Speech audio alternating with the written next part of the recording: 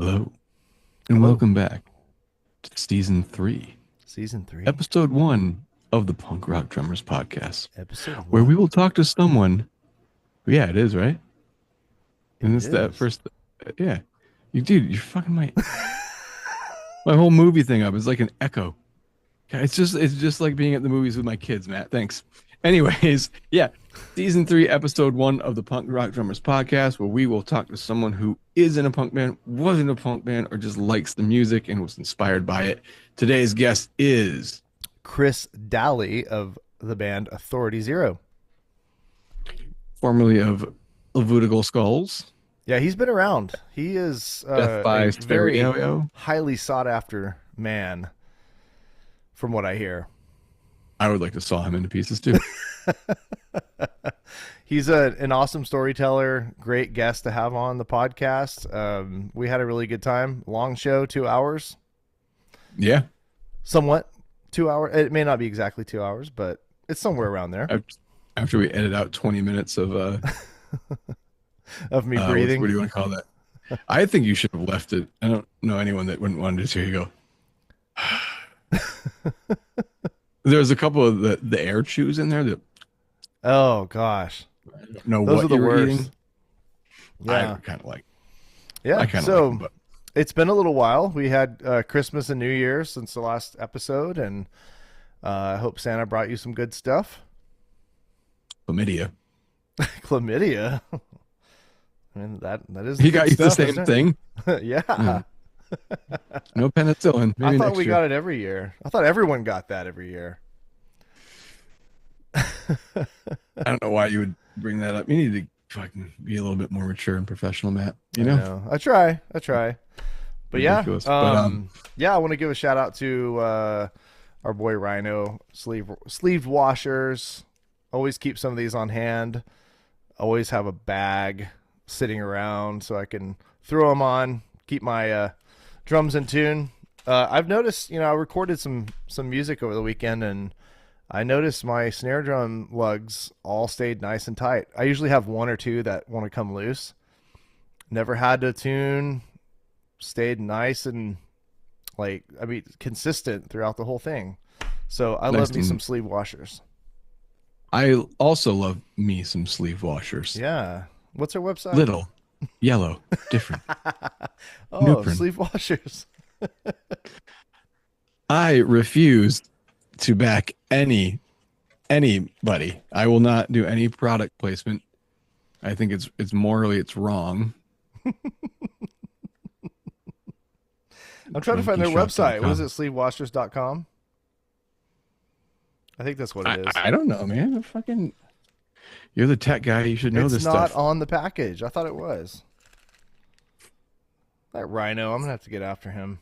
It probably Oh, is Uncle somewhere. Rhino. Oh no, it's hendrixdrums.com. Go there. There There you you go. go. That's where you go. Oh, dude, this episode will probably come out a couple days before then, but it was funny that Shao, the first drummer of Bouncing Souls, came up in conversation, and we spent quite a bit of time talking about his drumming and that particular album, which happens to be turning 30 years old on the 26th, which is insane. And I will definitely agree with Chris that I think that Quick Check Girl might be like one of the best punk rock love songs written. More focused on telling the story than it is rhyming. Just the drumming in it is pretty crazy. I will correct myself though. While we were talking about Rat Scabies, I think I had a little bit of a confusion there where Shal had been playing for quite some time. He didn't just start when the band started. I think I said that, but I was wrong. Look at that. An adult admitting they made a mistake and correcting themselves. Fucking There's probably wild thing too to do, many right? things, too many things for me to correct, so I'm not even gonna try. Oh yeah, you're a fucking idiot. It's just the one thing I got wrong. The one thing, but on that note of me belittling you in front of our audience of three, yeah. Oh, dude, stay tuned after the episode. Maybe you'll hear Yes. some new music by this killer band from Albany, New York called Spiritkiller with a ripper of a drummer. Awesome. Yes. I don't I don't think you're an idiot, Matt, just so you know that. I I know that, but you gotta keep up the facade here, for our audience. Shut the fuck up. You know, a little bit of like infighting gets more clicks, right? So Yep. maybe I should name this episode, Christian calls Matt an idiot. See what happens or whatever, and then more people will watch it or listen. Anyway, I yes. think maybe we should just use Chris's name. Let, We'll probably get a better viewership. But Chris Dalley. season 3, episode 1. Mm-hmm. Welcome back to where Yes. you've always belonged. right. Goodbye. Here we go. Bye bye.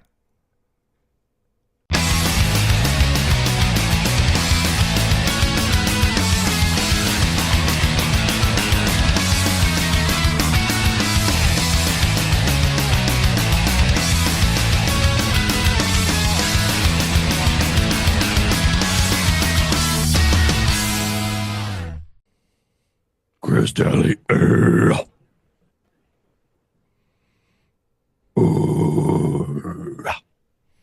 Hey. Oh,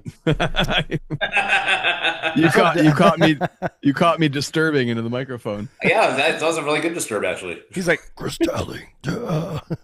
I can't do that like he can. Yeah, I used to. I think when I quit smoking, all of a sudden my voice became normal. That's what you sounded like before. Yeah, well, when I smoked a pack and a half of cigarettes today, it kind of does that to you. Yeah. You got any cigarettes? Yeah. What is that, Velvet? Man, I bet smoking and drumming is a tough thing. It's almost contradictory to itself. Do it in Quito, Ecuador, and you'll realize how much it's horrible. Oh, because the altitude. Hardcore. Yeah. I mean, I could imagine. I mean, it was I'm glad my singer at the time talked me down from having a cigarette before we went on stage because I would have been fucked. Yeah.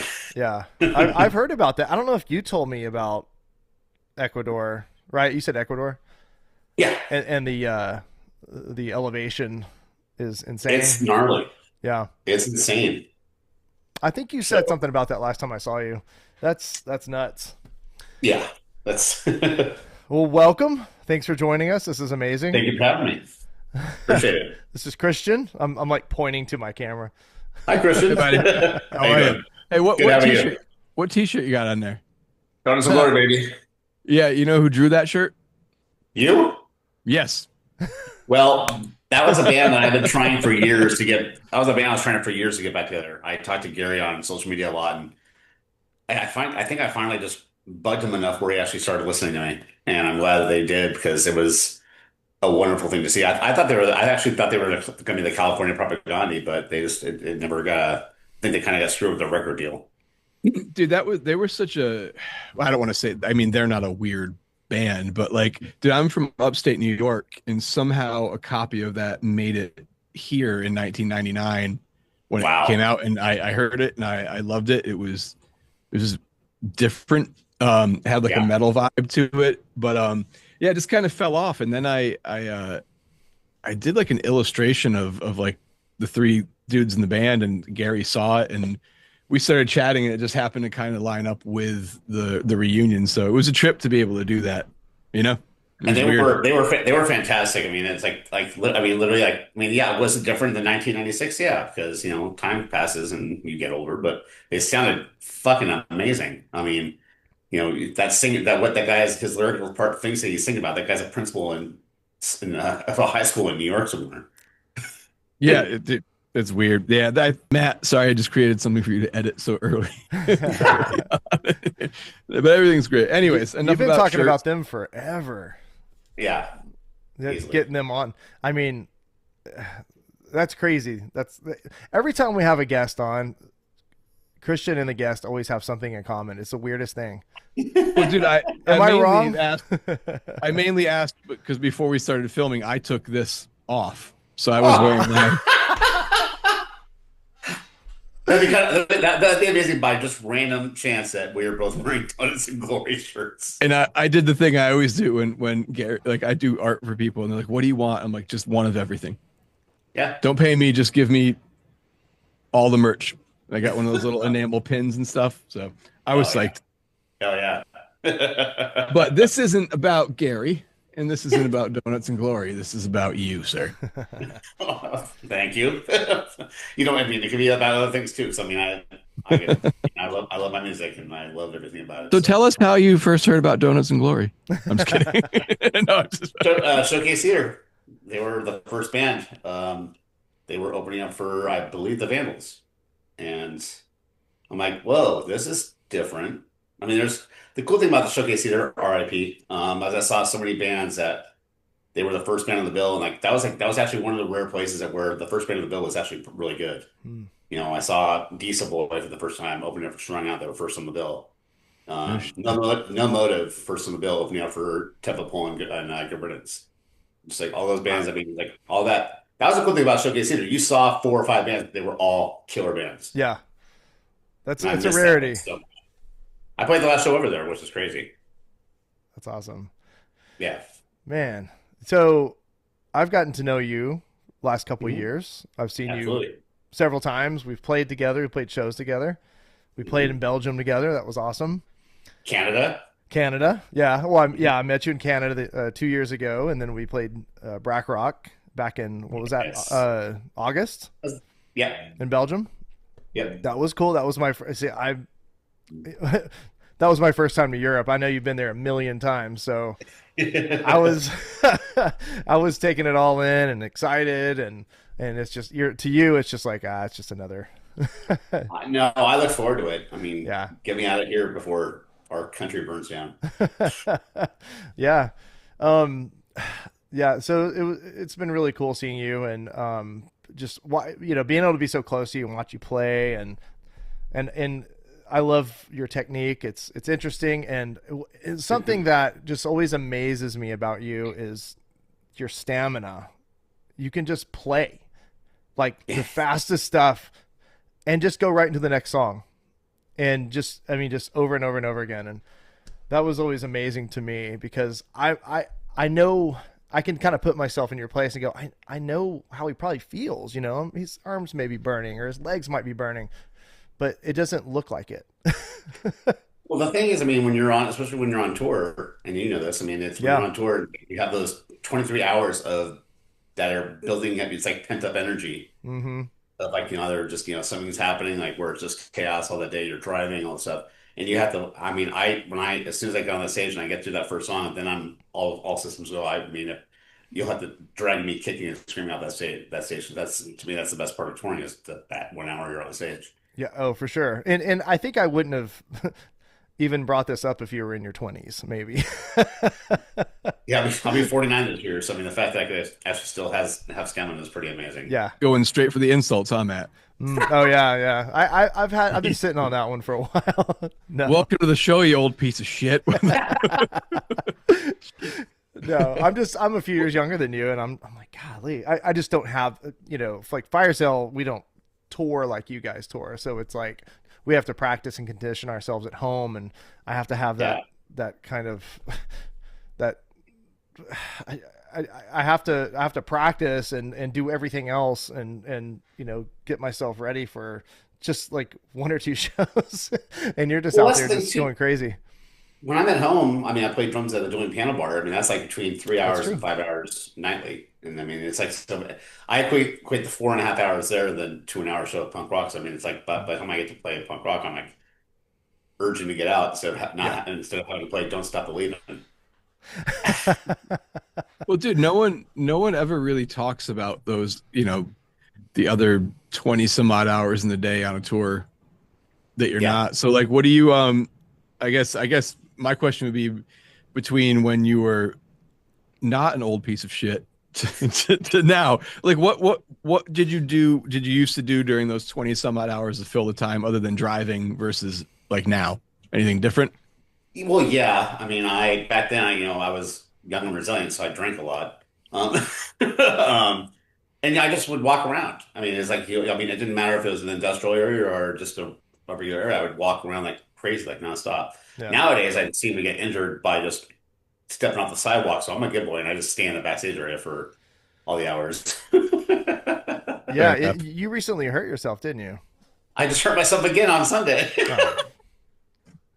What'd you do I don't know what I Sunday? did. I think it's called an exterior strain of my foot, my Uh-huh. right foot. Okay. So yeah, it's fine. It's getting better, but it still just sucks. Okay. Is that like what part of the foot is that? It's like the top right side. Top. Okay. It's like Okay. it's like near your toes, Uh, which And you you know I love feet, don't right? wear. No, I hate feet. I don't wear flip. You'll never guess me dead. I have a pair of flip flops, but and that's for the showers in Europe. We were at Christian. We were eating before a show. I think it was when y'all played with Voodoo Glow Skulls, and Yeah. we went to a restaurant. It was me and Chris and I guess Steven, Reese, Yep. Bad and out from her. some other guys, and he was talking about how much he hates feet. I don't know why I Something remembered that. something fucked me up as a kid, obviously. I Dude, mean, I'm sneakers until I go to bed. me I too. have house shoes. Yep. No, you'd I hate literally, me.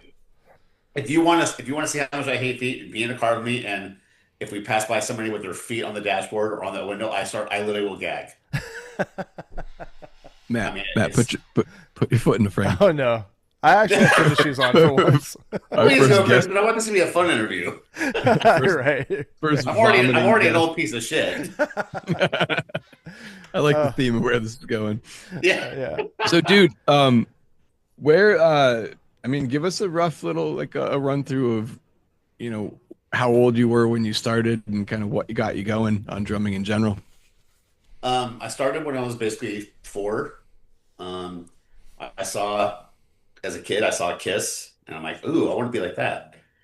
And the drum, I saw that I went to the concert with my parents, and I went, and it was the drum set was on top of an army tank, and it was shooting out. I'm like, this is fucking awesome! Holy God! And so I started playing drums. I didn't really get serious with it though until I was like 7. I saw a video of Keith Moon playing Monterey Pop Festival. I'm like, yeah, and that's the basis of Animal from the Muppets right there, just Keith Hmm. Moon. He's my hero to this day. But yeah, I started playing pretty heavily after that. I learned to play along to Kiss records because Kiss is very basic, so you learn the basics. Started playing on Iron Maiden, trying to play along to Rush. And then my dad, who was he was a bass player for the Dickies at this time. So he had tickets to go to a show, and my mom was out of town, so he couldn't find a babysitter for me, so I had no choice. But we went to this place called Finner's Ballroom when it was May of 1987, and I saw the Descendants, and Where your dad was in the Dickies? yeah, I know that's what I'm sitting That's here thinking about. sorry. I just needed a minute to absorb that. Anyways. so I mean, That's rad. I saw Descendants when I was 9. The first song they played was Coolidge, and as a guy who was listening to Kiss and Iron Maiden in the 80s, I wasn't a very popular kid at that age, and so Coolidge hit on. I'm like, whoa, the song's about me, and I fell in love with punk rock right then and there, and especially right then in '87, punk rock was not popular. I Yeah. was gonna Uh, say you made yourself even more of a target. yeah, I mean, yeah. A Um, bigger target on your back now. Well, and what a song too. Coolidge is very drum driven. oh, It very much starts out so. with a long drum roll. You know. Yep. And Yeah. so, I mean, I went and bought the cassettes at this place called Hot Rocks Records, which is around the street corner from my house. Hot Rocks Records. Have you ever watched the Bohemian Rhapsody scene of Wayne's World Uh huh. when they pick up their friend from the bus stop who's all partied out? Yeah. Hot Rocks Records is right there. Okay. Sick. Yeah, and So. that's where I bought two things at once.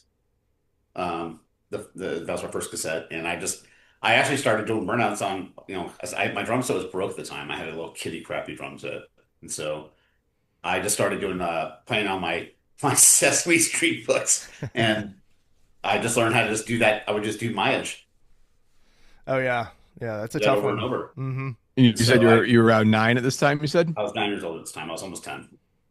Wild. Yeah, and so I mean, I That's got crazy. into punk rock, and I went all in, and fell in love with Bad Religion. I fell in love with a friend of mine used to make me this older guy kid used to make me compilations, and so I fell in love with 7 Seconds. I've been I'm all about a lot of the melodic stuff. I mean, I like hardcore to an extent. I think Agnostic Front is amazing, but I need melody. So Same. seven, 7 Seconds is one of those bands that had the hardcore sound, but also their lyrics were different, and he sang. Yeah. And so I fell in love with them. Upgrade, all that stuff. And then when, 90s came in, it was No Effects and Pennywise and, yeah, and then all of a sudden the Fat Sound came out. I mean, that was like, that changed my life hearing Derek Lord for the first time. I was going, whoa. Derek Yeah. Lord and RKO, those are the two bands going, wow, they mismatched metal and punk rock together and made it Oh, for sing. sure. And it's like, those are my two biggest influences are, well, actually, no, sorry, three: Bill Stevenson, Bomber, and Derek Lord. Yeah. And Yeah. And I think it's what Shin from early on. yeah. And Bomber, I mean, that stuff's so hard to replicate. You know, And he it's, played bass too on the record on I Rock and Roll know. Nightmare as well. Yeah. I mean, God. I mean, his drumming is just like surgical precision and Well, so well, fast. yeah. And I remember hearing it going, oh my God. And then I think about 3 years ago, I saw this interview from the guy who produced Rock and Roll Nightmare. And I got even more pissed off because he did everything in one day. Like, I saw really that interview. incredible. I think I sent that to Little Joe. I think he had already seen it though. I can't remember. I can't tell you how many times I've talked to Joe, Chris, and just bit their ear off about Bomber and Derek. I mean, I met Derek a couple of times, but I never had the pleasure to meet Bomber. I never met Derek. I was He's probably he was actually a little different. He had been fired from Lagwagon at that point, but his band he was in the Ataris when I saw him. It was the Ataris opening up for Lagwagon and No Use for a Name at the Barn. so maybe what, Uh, 97, 96? the late '97 Double Platinum tour. Yeah, yeah. And I went over to him and I said, "Hey, I'm just a huge fan of you. I just want to know. I can't figure out to this day because I would play all his songs until I learned at least most of it. And I said the one song I can't learn is Stop Whining because he's doing 6/8 kick patterns on the Mm. the fast punk beat. I'm like, how do you do that? I mean, to me, it's like this. And I Oh said, yeah. I can't figure it out to this day. He's like, I can't tell you why. He goes, I have very few secrets left, and that's one of them. I respect that. But I mean, those guys were hugely influential to me. And then Jordan Burns, of course, later on, because Hmm. he took punk rock stuff and made it like add progressive stuff to it as well. So those are all my huge influences right there. That's awesome. I It's crazy too that you had those influences at what, like 12. yeah, Like I feel like you got that stuff a little earlier than most people do. yeah, Yeah, I same. mean, I got lucky. I mean, I feel like I got lucky. I mean, talk about the right place at the right time. I mean, hearing Buying Against the Grain when it came out and just going, whoa, and So like just hearing stuff. was your dad kind of like the one who exposed you to most of that stuff? He exposed me to it initially with the live concerts, but then there was a buddy of mine who eventually would make me just compilation cassettes. Hmm. And that's how I got to know bands like Toy Dolls and all these other bands too. Right. And Why are you just reading my no, Christian with the toy doll shirt no, on. oh I God. I have a video of them playing on my phone right here when we played with them at SBM Fest in 2018. Yeah. Well, I don't know. I mean, I am wearing RKL underpants, so I'll show you those. Like, hey, I've got an RKL skate deck right there. Yes, you do. I You see can see it. it. Yeah, Yep. Joe gave it to me. I don't have anything behind me. I have. Yeah. So you had to have taken drumline, right? I was in drumline in high Okay, school. okay. I think it's the only reason why I never got arrested or Because in some of trouble. because remember in Belgium you showed me um your techniques and everything on your Oh, practice well, pad. yeah. Yeah, it was amazing. I have I a mean, yeah, video 'cause of it. I fell in love with it. I mean, I loved, especially like playing the bass drum. Having to Mm, learn how to like basically do fills with four guys, like that stuff. Learning chops like that I wouldn't have learned before. I mean, I think that's what got my left hand even more. Everybody knows people associate me a lot with my left hand because I do a lot of like weird ghost notes and I'm right. left-handed bass, right-handed kid. But that's where I really got to get to my feel for my left hand and really just go to work on the snare drum and all that stuff and just do stuff like that. So that shit like really got me going. It showed me a whole other side of drumming. Yeah, when I was in high school, that's what I wanted to do, but I kind of thought that I was supposed to play sports and you couldn't do both. So I played Yeah. football and I was playing football, mostly sitting the bench, but while the guys were out there playing drums and doing all that Did you stuff, say sniffing the bench? sitting the bench. Oh, yeah. Sorry. Damn fantasy. I get you But every time. I feel like I missed out on so much because Well, the thing uh, you wouldn't have been able to do both because I mean, with marching band and all stuff, you had to be there at 6:45 every morning. You were there for 2 hours every day, learning where to move and all that stuff, and then doing all that stuff. You had drum line practice like 2 nights a week. You had the football games on Friday. You had the competitions on Saturday.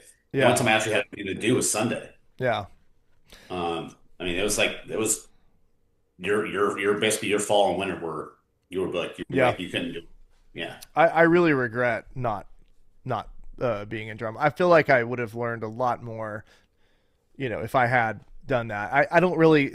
I'm thinking back. What did I learn playing football? That I wasn't that great at it. That I'm not mean enough. I'm too Wait, nice.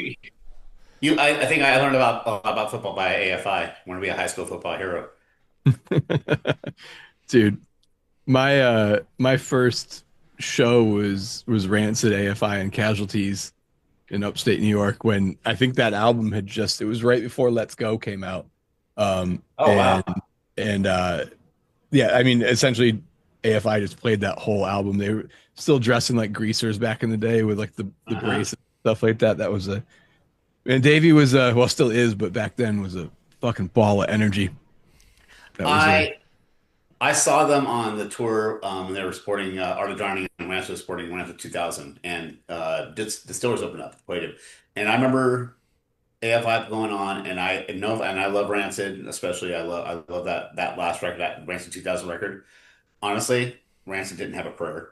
AFI, it was like a cult at that point. Art of Drowning, that band was being worshipped, and like I try to tell people about it. They never saw. I'm like, if you weren't there, I can't help you. I mean, there's videos. The videos don't do any of it justice at all. It's like that band was on fire.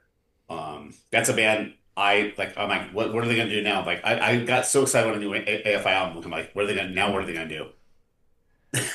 Right? yeah, they definitely evolved. I mean that's like the I don't know what the I guess conundrum of making music in general, right? Like I'm not going Yeah. to name names, but there's certain bands that I can think of that just like it's just the same album after time and time and time and time, same lyrical content, which isn't the worst thing because I'm sure we could all think of a handful of bands if they changed, like the Ramones, if they were just like, hey, we're gonna Oh do like yeah. a fucking metal album, you'd be like, absolutely not. But you get bands like that that evolve and like eventually AFI evolved to a point where I no longer cared for their music, but was definitely like wish them the best on the journey. You know what I'm saying? Wait, Like, I felt the same way. I mean, yeah, I think December Underground was the last record I could say I liked. Yeah. Green Day did After that to that, me. I think Green Day lost me after Warning. Oh, really? Uh, Yeah. I didn't care for American Idiot. I respected it, but there was a song they did. Nimrod. I think it's Jesus Suburbia, where like, they basically took the entire Motley Crue song on with the show and just did it different way. Yeah. I'm like, no. Yeah. But I mean, like, there's bands I mean that have evolved that I love it. Like, I mean, Flatliners is a great example. Like, they went from being ska to this crazy punk band to now the greatest rock band. It's like it's that's a band like I expect now to evolve. Where bands like I know, Mhm. like okay, I know Pennywise is going to be a Pennywise record. Yeah. There's some bands that can do it and get away with it and keep Well, on doing that. That's great. yeah. And I don't know if this is a factor, but maybe bands that add new members, you know, Mhm. they will sound a little different. I don't know if all of those bands have changed that drastically, if added new members or not. I don't have anything in front of me, but Pennywise, it's all the same guys. Since '95, yeah. Yeah. So I But mean they I mean that's the crazy thing. Flatliners have evolved like crazy. It's the same four guys since high school. yeah, that's Blows me that's away. Like nuts. it's to have four guys to be on the same page, Yeah. especially stylistically moving forward, evolving. That's very, very, very rare against that fucking Canadian water up there. well, dude, I mean But that's the big part of it, right? Is like bands are you could meet great musicians, but until you find three or four other people that just want to do it, like yeah, that's the goal. That sometimes it doesn't matter how good the band is; it's just people lose interest and it's done. It's a shame. it really is a shame. It's like they all of a sudden there was like a really long phase they went through, and all of a sudden like I mean I can't. It's like I need to keep going like a shark. I'll stop breathing. I'll die. I know. I feel the same. Yeah. I don't know what it is. What is that? Well, I mean, I think all of us could agree. It's like, I mean, I think we have the best seat in the house. We get to see our band, and we get to see everything around us. And when you see the reaction from the crowd, the energy you're giving, and the energy they give back to you, It's nothing like it. I can't describe it to anybody. It's like you cannot describe what that feeling is, especially when it's, I mean, when it's like a few people, it's awesome. When it's in front of a few hundred people, awesome. When it's a few thousand, like wow. Yeah. And you're feeling that. I mean, when they're singing songs, like I don't know what the fucking words are to my damn songs. My singer sings too damn fast, Yeah. I don't but they either. know 'em. That's why I don't sing backgrounds. I'm like, I don't know what you say. Yeah, I mean, I always have this conversation with people about drums. It's like I'm comfortable being back there. I'm not an introvert by any means, but I think when I'm on Mhm. stage, I would rather be back there holding things together, and Absolutely. because I don't always have the right things to say to a crowd. Yeah, I'm just not a hype man. So sitting back there, I just feel comfortable. No one's really looking at me. There's never any good Yeah, photos of us. never. Well, the cool thing is, it's also kind of a challenging too for drummers is that Mhm. if you mess up, people notice. Yeah.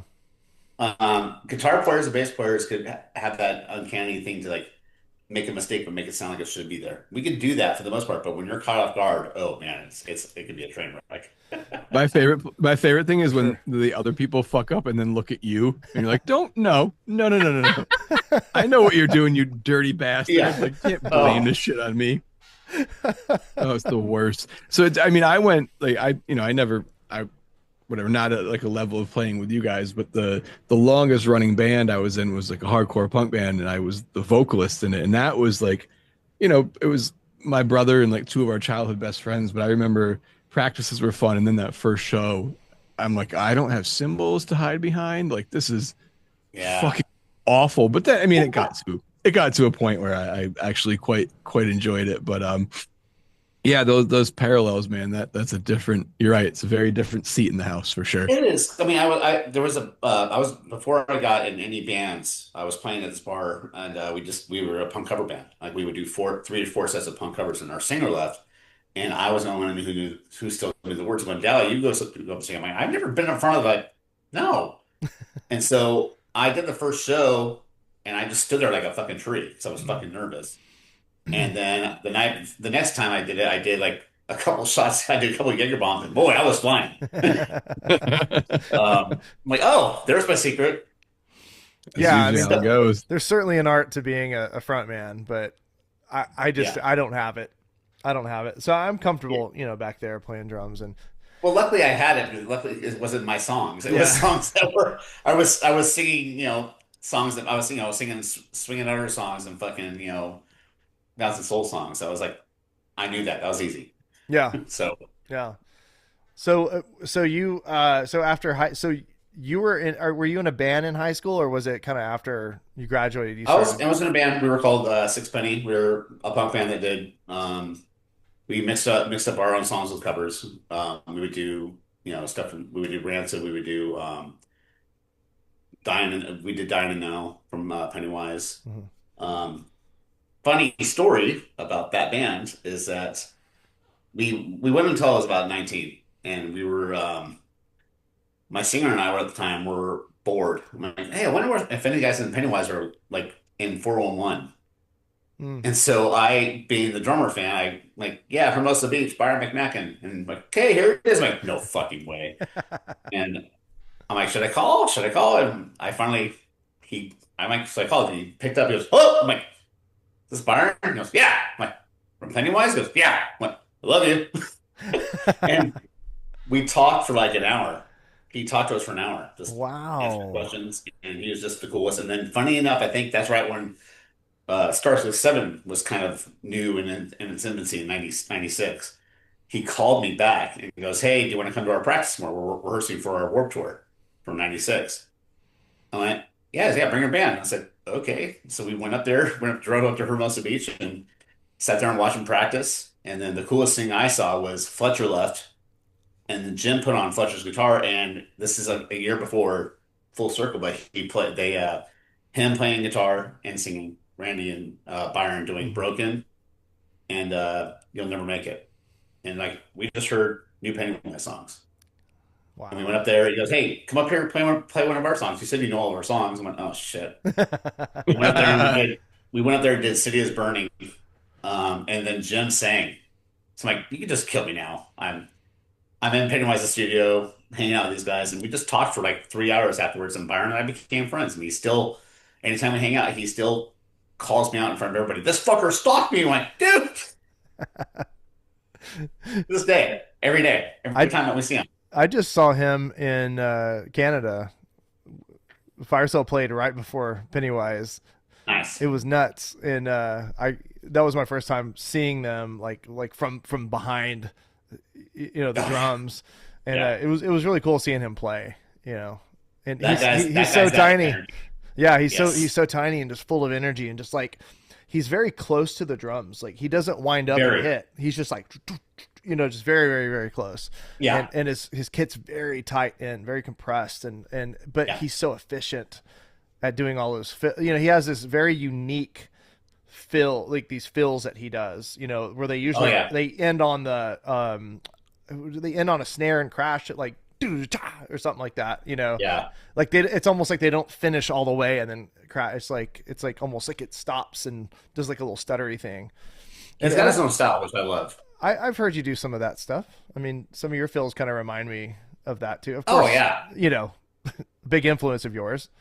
Huge. It's gonna happen. Huge. Yeah, I mean, that guy was a huge influence, and still to this day, I mean, he's still a mentor to me. I Yeah. love to talk to him and just talk shop, and it's a lot of fun I always. didn't get a chance to talk to him. We stayed in the same hotel, and he walks up to me. We're sitting outside the hotel, and I have my punk rock drummers shirt on, and he goes, "Hey, Oh yeah, that's a cool shirt." And I was like, "Oh, thanks, man." And then he went in the hotel, and then Jim walks up. "That's a cool shirt." "Oh, thanks." And that was it. And then I saw him at the airport on the way home, but he was, he was like, you know, probably late for his flight or something. So I didn't bother him. But we'll have to get him on and pick his brain one of these days. he's fantastic. He's always a good time to talk. Always, absolutely. Good, good. Yeah, I'm looking forward to hearing about him. Yeah. I was always fascinated by him. He was one of the first because I lived in a little town for a while and I wasn't exposed to anything. My cousin Tanner, when he came to visit, he would bring Pennywise or whoever, and this was like '94 ish, and that's when I got exposed to Pennywise. So Well, I was a little late to the game. he took the architects like of Bad Religion and all those bands from the late '80s and Descendants and just revved it up Yeah, by 40 BPMs and became Iron. I mean, that's what he does. yeah. He's fantastic to this day. It blew my mind when I first heard it. I was like, how do you do those little um just those little intricate little snare fills while you're Oh playing yeah, that fast, Ugh, nuts. I agree. What you got, Christian? I see something brewing in your head there. No, dude, no, no, nothing. I got well, yeah, it's brewing, but it's completely off topic of what you guys are talking about. So I'm Oh, trying to we need let that. you. I I know I'm kind of dwelling here, but uh, I grew up kind of in well, a little sort of similar in the middle of nowhere. And then we had a record shop. So I'm in a little town outside of Albany, New York, the capital of New Okay. York. So we used to bus to Albany and go record shop in this place called Music Shack. Rest in peace. It was fucking oh dude. I remember walking in that place for the first time and they had right when you walk in the door, there's like a big t-shirt rounder. And I saw a long sleeve sticking out of like the Gorilla Biscuits with like the banana peel Oh down yeah. there. And I'd never seen something like that in person before. And like that was like our home. But the cool thing about that is I guess I just didn't know well enough. I mean, I was probably 13 at this time, but like you like the Dickies and then the UK subs, and then you'd find like Crudos, but then there was Rancid and Penny, like everything was just kind of mushed together. Which I kind of like, I'm glad that happened that way because you didn't get to have any bias of like, Oh oh, yeah.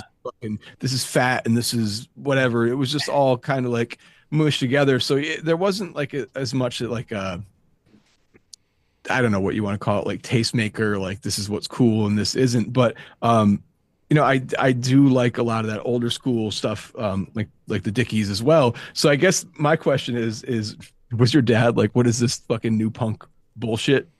No, Or he was actually he into it? he loved it. I mean, my dad would steal my. I remember my dad stealing my Unknown Road CD because he loved it so much. He loved the bass playing because Randy played bass on that. He loved that stuff. Um, he was a huge. I mean, he never looked at it that way, and that's I think what he kind of instilled in me. Because I mean, you have to understand, like, but when punk rock broke, in the summer of '94, I was about to be a senior. So Hmm. all of a sudden, people that made fun of me for all these years for being a punk rock guy, all of a sudden, I come back my senior, and they're like all kissing my They're ass. at your shows. Yeah, and it's like, but the thing was like they were trying to be cool. They said, "Oh, Green Day is a bunch of sellouts." I'm like, no, Green Day didn't sell out. They just got big. If you go back and listen to Kerplunk and the other albums before that, it still sounds like Green Day. Right. Sugar Ray is a sellout. That's a good example. You're making music to appease people. No, it's Right. Green Day was like that. Oh, Green Day was a bunch of sellouts. What? No, they're not. It's like, oh, they're trendy. Okay, I want to be trendy. That was one thing I think I learned on from the age. Is like, I don't give a shit if my band gets big enough. If we get big, that means that hey, something we're doing is catching on, which is Yeah. great. And I'll tell you, I mean, watch going from like buying tickets day of the shows. I'm like, oh, I have to buy tickets now a couple weeks before because now people are going to these shows now. I mean, it was insane to watch it, but I never ever once I mean, my dad and I just like we bonded over that stuff. I mean, Hmm. he came from middle school, but he's like, so who's new now? And like I would like show him like how to clean everything or any of that stuff. So I mean, I love the fact that he got into the new punk scene. I mean, my mom and dad were at all the shows Yeah. uh, that I went. That they came to every show of mine, and it was like they are the biggest supporters. Yeah. Sick. That's Oh yeah, man, that's awesome. it's Yeah, it's so important to have your parent. My parents always supported me. It may have been kind of reluctant at first because who are these guys coming over with blue hair and mohawks and and I never did any of that. But I did. they That's why I'm bald. I bleach my hair. I I'm bleach my hair bald three too. hours a day, 3 hours a day, once a week, Dang. which Three was ball stupid. guys with glasses I podcast. know. We Yeah, got a new. seriously. But yeah, but my parents were insanely supportive. I mean, they would build or make sure we had practice spaces or set it up to where we could practice or in the garage or whatever. And I couldn't have done it if they weren't supportive. Yeah, So my dad and I and one of his other friends, we soundproofed the garage. That's where we practiced. yeah, Up until I mean, that's where Temple Pole practiced when I was in Temple Pole. Like they'd come out to my thing, so we could practice anytime. So my dad and I soundproofed the place. yeah, So Temple Pole would practice there. I mean, that's what we did. I was like where we first started and all that stuff. So it was. I love the fact that they were so supportive in that way. And like my dad would come out, they would maybe come and do a shot with all of us, whatever it was. It was cool. I mean, that was really cool to have that. Yeah, dude. Were there any like did he ever have any like old school punker like friends over that you didn't realize who they were until like years later?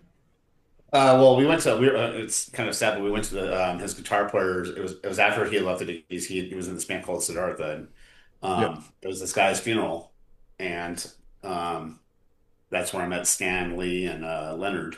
That was like because I didn't go to any Dickie shows. All the Dickie shows back then were like they were way past my bedtime. yeah, yeah. So I was wondering and about that. so but I remember like Leonard telling, I forgot what the joke was, but I remember Leonard telling me the most disgusting cigarette ashtray joke in the world at this funeral. I'm like, why are you telling me this? I don't understand what you're talking about.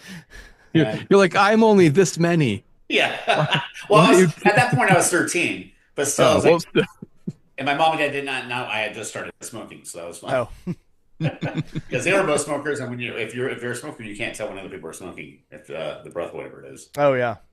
There was 5 years where I was 18 when they finally caught me. But I mean, that was a cool thing. Was I mean, it was weird because I mean, seeing Stan and Leonard now, it's like they don't remember me because back then they were on a lot of drugs. Yeah. um, so it was, now they know me. It's which is cool. Stan goes, "Oh, do I?" He goes, "I spy a deli." I'm like, "Hey," which is cool. But that was pretty much all. I mean, my by the time my dad had his his Hessian friends and his punk rock friends, Hessian. and most of the Hessian friends were at the house. Are So you familiar with Hessians, Matt? Did you have those? Well, so yeah, we called them heshers, but we'd always see someone weird, and we'd go, "Oh my goth, what the hesh is that?" oh my God. Yeah, that's what we would always say. That. Well, Oh that was my the thing too. I goth, mean, what the hesh is that?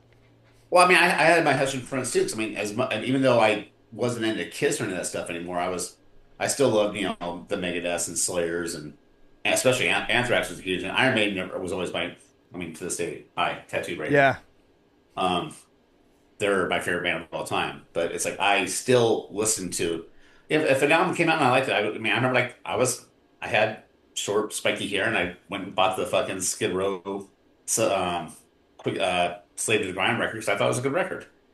I didn't care. I mean, there was guys like, oh, I listen to punk rock. Well, then you're kind of closed-minded, And that's like one thing I like about to do with my drumming is like I try to like take cool things about that a different style than I want. What if that? Well, does that sound good in a punk rock song? yeah. It's What so this is what I did when I was learning drums. I had a speaker and I would like listen to Nirvana Nevermind or whatever, and I would put a tape in and play to it. Did you do something similar, or was there a certain band that you were kind of listening to and kind of mimicking, like when you were first kind of getting into like punk rock? the first band. Well, you had to do these. I mean, I couldn't do Descendant stuff right away. Yeah. I had like, I mean, I remember distinctly having the cassette of No Control. Hmm. And that was, I mean, that's one thing I don't think Pete Feinstein gets enough credit for is that it was a basic, yeah, but did it fit perfectly like a freaking puzzle Oh, piece? yeah. Well, if you compare it to now, Yeah, I it mean, seems but those basic, but it was those it. three records, that trilogy of Suffer, No Control, and Against the Hmm. Grain, I if you want to learn how to play punk rock, those are the three best albums to do. Yeah. If you can have the most basic stuff, it works. Even I would say on Chris's point, the first three Ransom records. That's actually very unique, especially in Out Come the Wolves. You go listen to that record and hear all the different kind of like influences that Brett had, Yeah. and Oh yeah, dude. that's I wish that guy didn't just. I mean, it seemed like he kind of just disappeared. I'd love to have him on. I mean, that those first couple records. There was I still have it actually. That was like one of the first pieces of vinyl I ever bought. Was their first 7-inch that it just had like a black and white cover with like a hand with a Molotov on it. yeah. Mhm. And to this day, nothing. No offense to the guys in the band, but I think that's the best fucking thing they've ever Oh recorded. yeah. Like Well, that's it's the just thing. I mean, Brett was very. I mean, the thing was, I guess he hadn't been playing drums that long when he joined the band. So I mean, the fact that he progressed the way he did is yeah. very, very, very telltale of like how good this guy was as a musician. I mean, I learned that swing, that back and forth, like through the chorus of switching back to the hats, then to the ride, then to the rat, like back and forth from Brett Reed playing those things. But yeah, dude, I think you're right. I mean, I remember hearing, I don't know if it's true or not, but like lore about like Rat Scabies didn't learn how to play on a drum set. He learned how to play Yeah. on pillows. So like but then once he got into a kit, like he was just smashing the shit out of it. So I do think that sometimes the lack of technical knowledge can lead towards someone kind of like inventing a new style or a new way.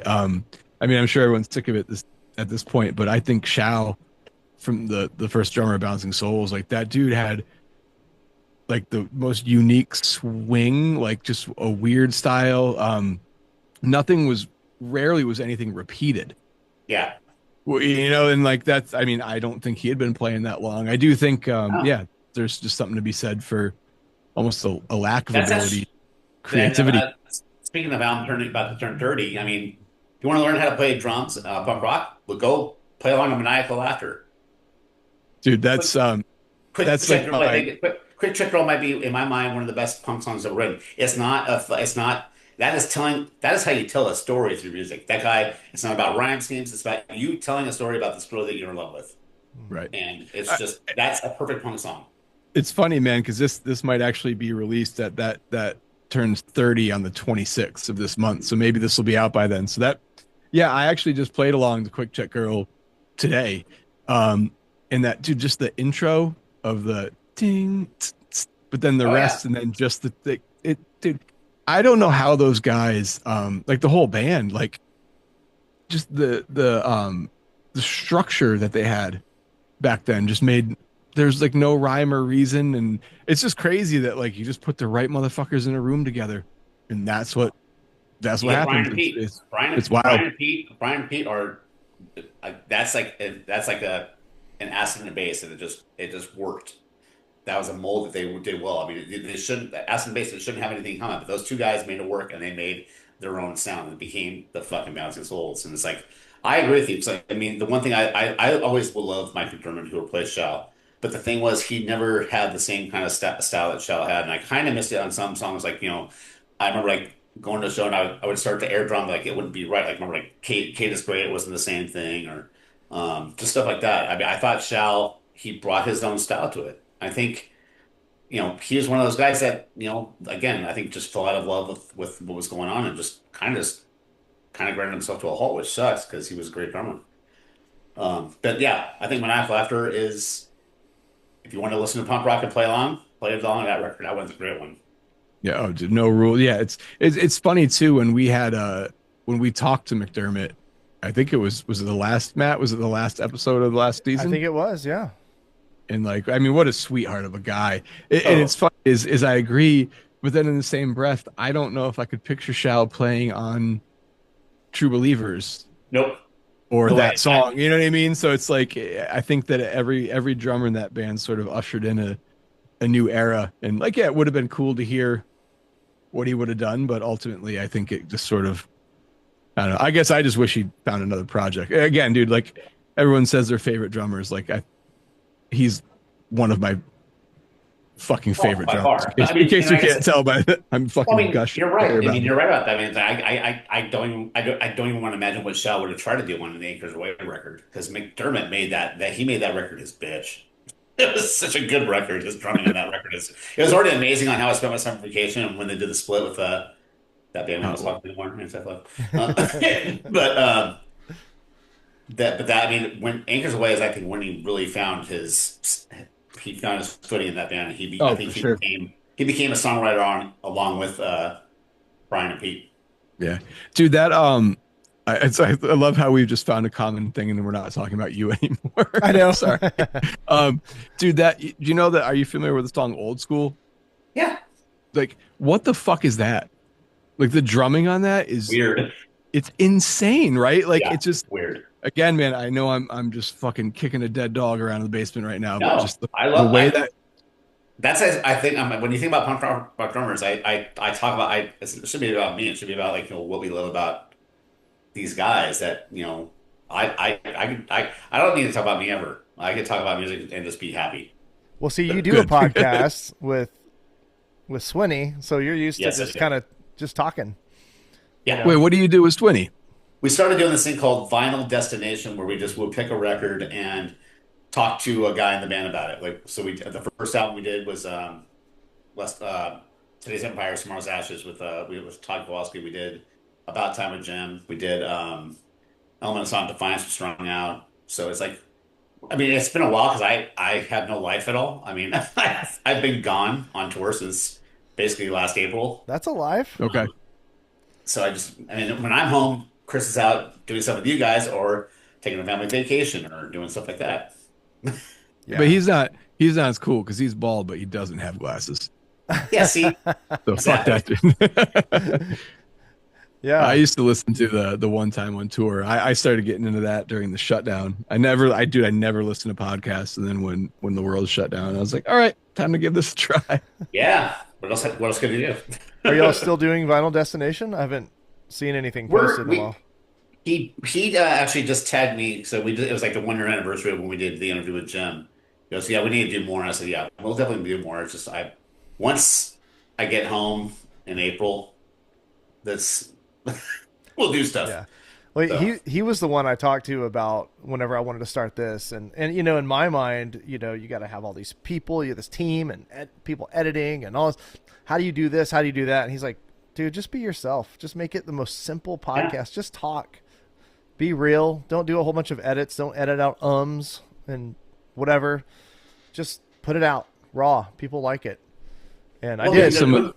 there was a time I was actually thinking about like doing kind of what you guys are doing, but I actually was just like thinking about like a punk round table Mm, of like 5 or 6 guys and discuss like a drummer. Like so, this episode we talk about Derek Ford. This episode we talk about Bonner. This episode we talk about Shao. yeah. Just like, and I mean, I mean, it's just like I just love to hear what people, because people. That's the best thing about people is everybody has their own opinions. It's like I love to hear what people say about Well, and it's stuff. it's really interesting because like people like Derek. I when I got into Lagwagon, it was I was a little late to the game, but I mean it was before Double Platinum and everything. But like, I really got into him Double Platinum, and Dave was playing with them, so Hmm. and then it seemed like there was no footage of Derek, or there were no photos back then. I couldn't find Yeah. anything about him. It was just very mysterious to me. And even to this day, knowing Little Joe and knowing some of you guys that knew him, I still don't know much about him. So something like that would be really interesting He's an to me. anomaly. I mean, Yeah, there's that video of them, I think, in Montreal, and it's like opening the show and they're playing Discourse, and I'm just sitting there going, that's a great song. my God, what's Trashed. this thing? It's my favorite Yeah, album. My favorite Lagwagon album. amazing to this It, day. Isn't there a Foo Fighter on that cover? On on Trash? no, that was Making Friends from No Use for a Name. So that's what's Chris No, Oh, Dalley. no, around the no. I campfire? think on Trashed. Is that the one where they're dressed up like the Soccer soccer players? team? Uh-huh. Yes. I think on the back. I think okay, I get how my blank Shifley is like one of those. He's like the extra man for the goalie or Oh, something on the back of that record. Oh, okay. I think I don't I know didn't why know I that. fucking know this, but Well, do you want maybe? I think I know why because I don't know. I actually found this out a few years ago. That Shiflett, no, it wasn't Chris Shiflett. It was Scott Shiflett who Scott, right, played. played the Yeah. solo. Scott did the solo for "Circle the Neighbors," which is like, oh, holy shit! Dude, that guy is an And is enigma. is Yeah, rumor has it that little extra wah wah thing was an accident. They just kept it. not No, shocked at all.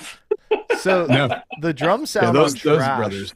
the drum sound on Trash, it always felt so like so natural, like It was. not, did you see that I don't know if you saw the post today about on the drummers group. Someone talked about how drums seem over processed these days, and then They are. Casey Lewis chimed in with his thought. Did you see that? That was I amazing. did. Yeah, and so I'm thinking about that because I'm thinking about Trash and how natural the drum sounded. Like you can hear that there was not a lot of like compression or anything, because like you can hear the dynamics in his hits. They're different, and I don't even Yeah. know if he meant to do that, but you can hear there are different loudnesses of the snare sometimes, and he does. Well, And I yeah. think the song Discord, or what's it called, Discord, Yep. he kind of goes low, and then you can hear in some of those where like going south, I think he does that. You can hear the inconsistencies of it, but it sounds so nice and natural and real to me. And I think that's what drew me so much to that album too, because it wasn't big fat drums.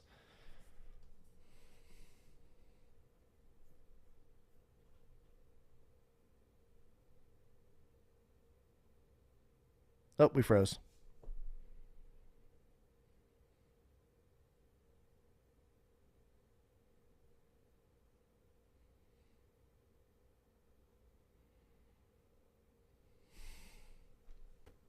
Hey, he's Hey, back. sorry.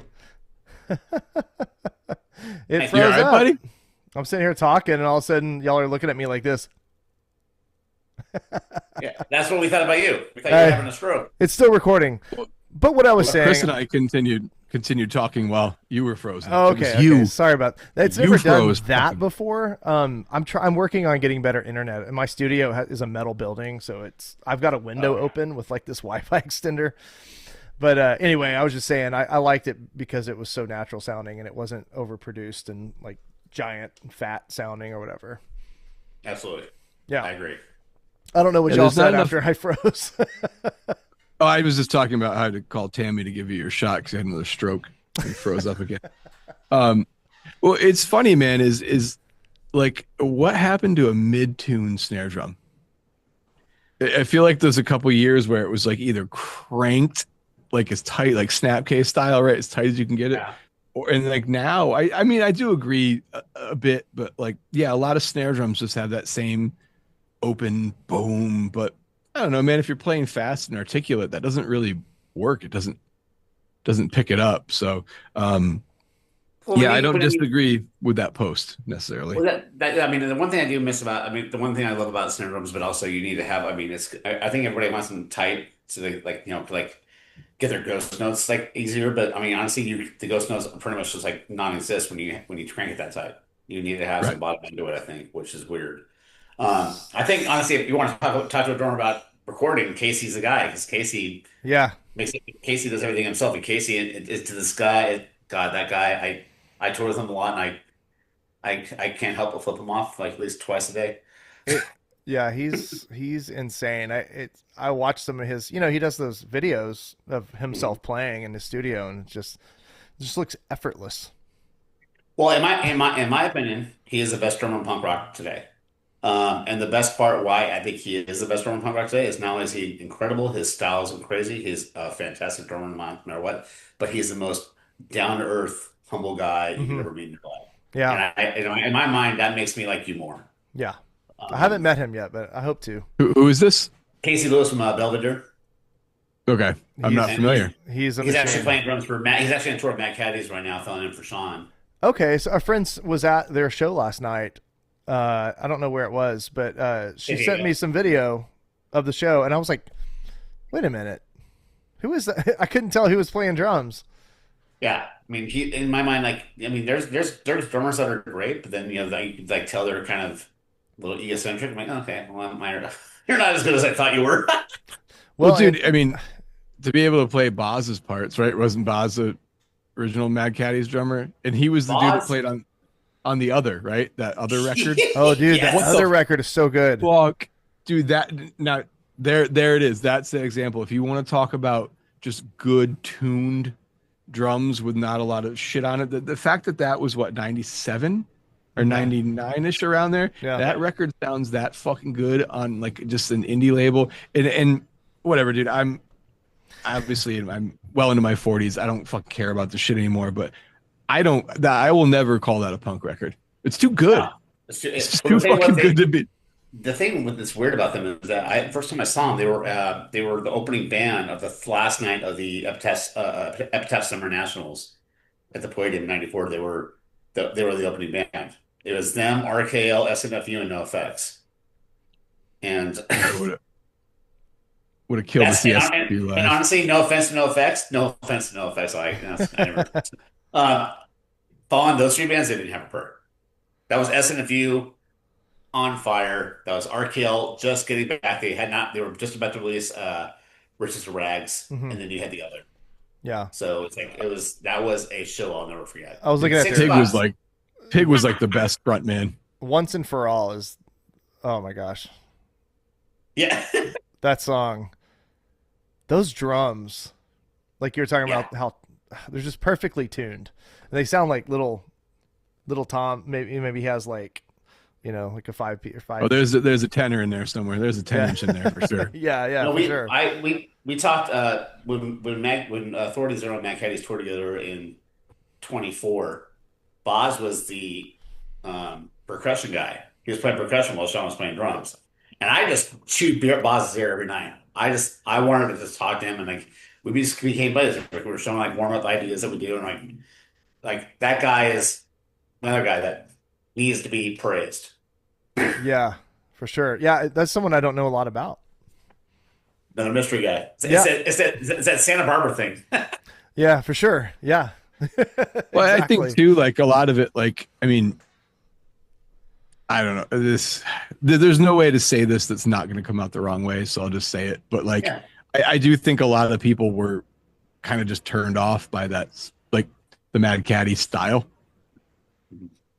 I don't think that like was everyone's cup of tea, right? So I don't think Boz quite got the praise he deserved. Yeah, I agree. I mean, they're a great band. Don't get me wrong. I Yeah. think that like the average person's gonna go, "Oh, okay, you know." Yeah, I It agree. did. I mean, but everyone has that band. Again, nothing against the band or the guys in the band. It just I think there was that pushback, right? Like ska and punk kind of started getting up, and then like everything, once it gets up, people got to try to fucking kick it Of back down a course. little bit. And I think that saw a pretty severe backlash, Yeah. which is unfortunate because that guy, again, he's a fucking monster. And I think you're right. He needs to get a little bit more praise as a drummer. Well, yeah. By the time that he joined Caddies, though, I mean, there was the ska punk thing was like all but dead. It was like 2001, and so I mean, it was like that's when you started seeing like bands like the emo screamo stuff, the Get Up Kids kind of stuff was like starting to take over at Oh that yeah. point. Hmm. Um, in hard and like some of the hardcore bands, like at the time they were hardcore, like Rise Against and all that stuff. Well, then So you had bands like the Pie Tasters that would shit talk like Oh the yeah, ska punk. There's that whole like rivalry. It was, dude, so they fucking would. funny. The Gold Pulse would do the same thing too, which I loved. I wanted to ask you about, you just posted that you celebrated 11 years with Authority Zero. Is that right? Yeah, today 11 years ago was my first show. Today. Okay. Yeah, I saw your post. I wanted to ask you about that. Yeah. Could you tell us a little bit about that? I mean, how you kind of hooked up with those guys and Yeah, we So when I was in Voodoo Glow Skulls for 3 years, great fucking time. Being in a band with those three guys and brothers are an education. Like I'm watching a band just is it's that's their baby. You yeah, protect your baby. right, right. And we did two tours with Authorities Zero, and I got to be came really close to the guys. Brandon was a guitar player, but Mike was not in the band. Mike was actually the merch guy for Authority Zero, who's now our bass player. Oh, okay. And so when they got Sean in the band, and I started kind of like laughing at it, saying, "You guys got Sean in the band, but Governance just reunited." So I don't know how that's going to work. Um, and sure enough, I mean, there was a couple of times where couldn't do tours, and they called me, and I said, "Oh, I'm busy." Either had stuff with my band implants, or at the time I was in Pulley too, so I just couldn't. Schedules didn't work out.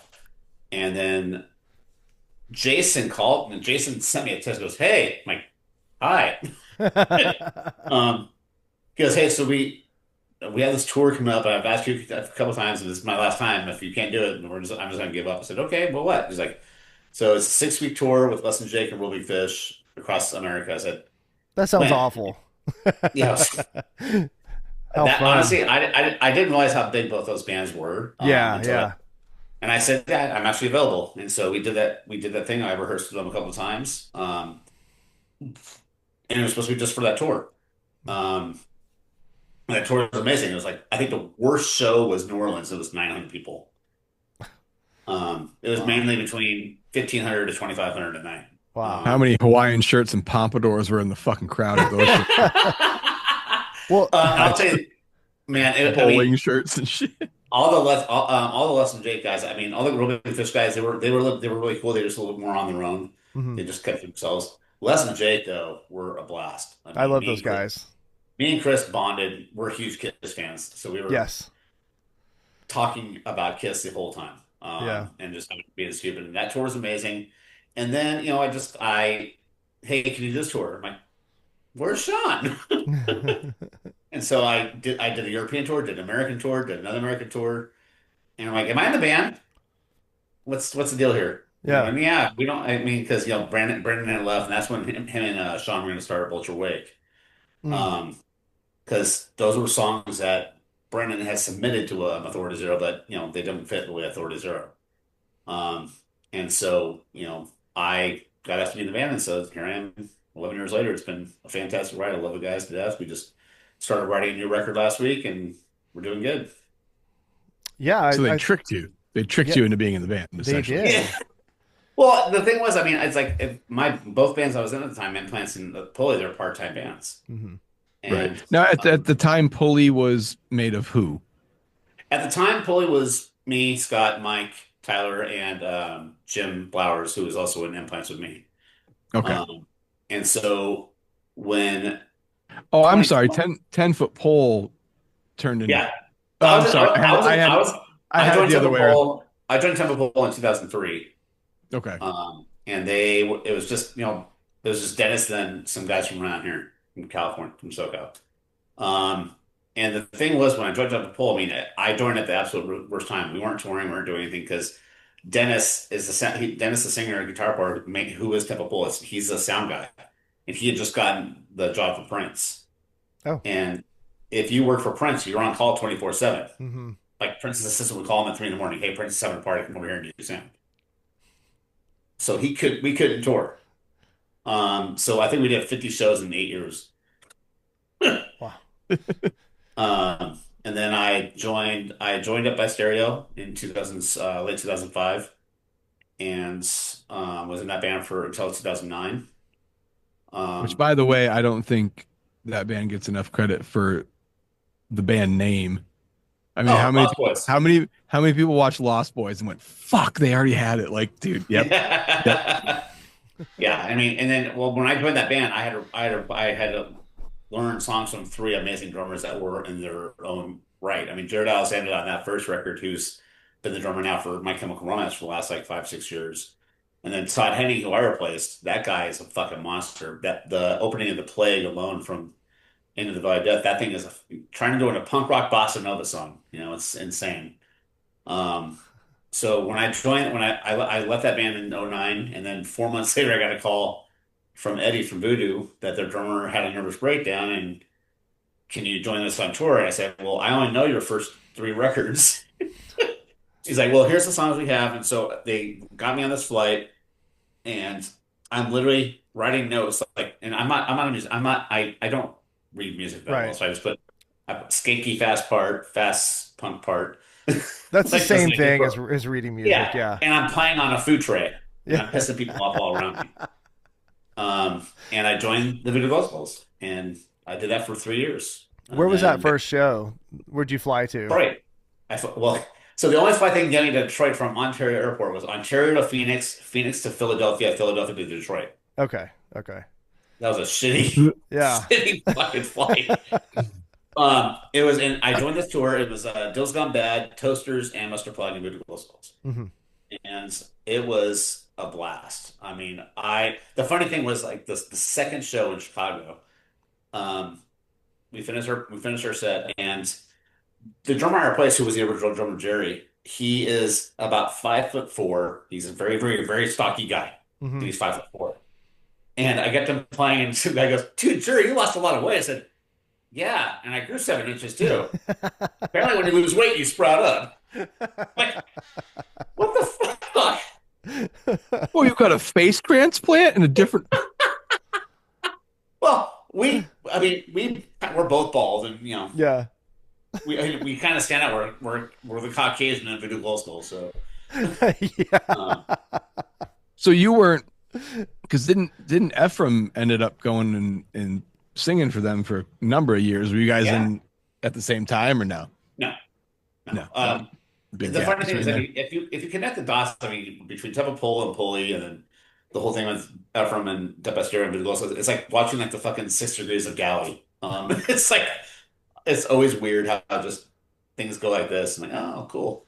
It's Uh, like watching the Jay Weinberg, Eloy Casagrande, and fucking Jason DeCrootman just fucking triangle of who's playing in what band. that was insane watching that. And Grayson, God, that kid blows me away. I think he may be 24 right now. I know he's 23, but God, Oh, that that jazz guy's insane. kid? Yeah. Yeah, he's Oh, amazing. he's not, dude. I mean, he's in What? fucking. He's in he's in Sepultura Big now. band. Oh, really? Yeah, he's in Sepultura now. Oh, I didn't know that. That's So, a hard one for yeah, me. it reminds me of I kept missing Riddle. Like, I saw Pulley right when Riddle was gone, and Oh yeah. it was Tyler. This was like '97, and I saw Mhm. Face to Face right before that. Like Matt had just left, and then we hook up. 27 years later or something like that. I Being in a thought he band told with him, you. I Huh? mean, you were in a band with him, and I was in a band with him. He was in Mhm. Implants, and that's like Yeah. that was yeah. That guy's another guy. It's just he's like he is literally a riddle. Oh, who you telling? I hope he listens to this. Text me back, Matt.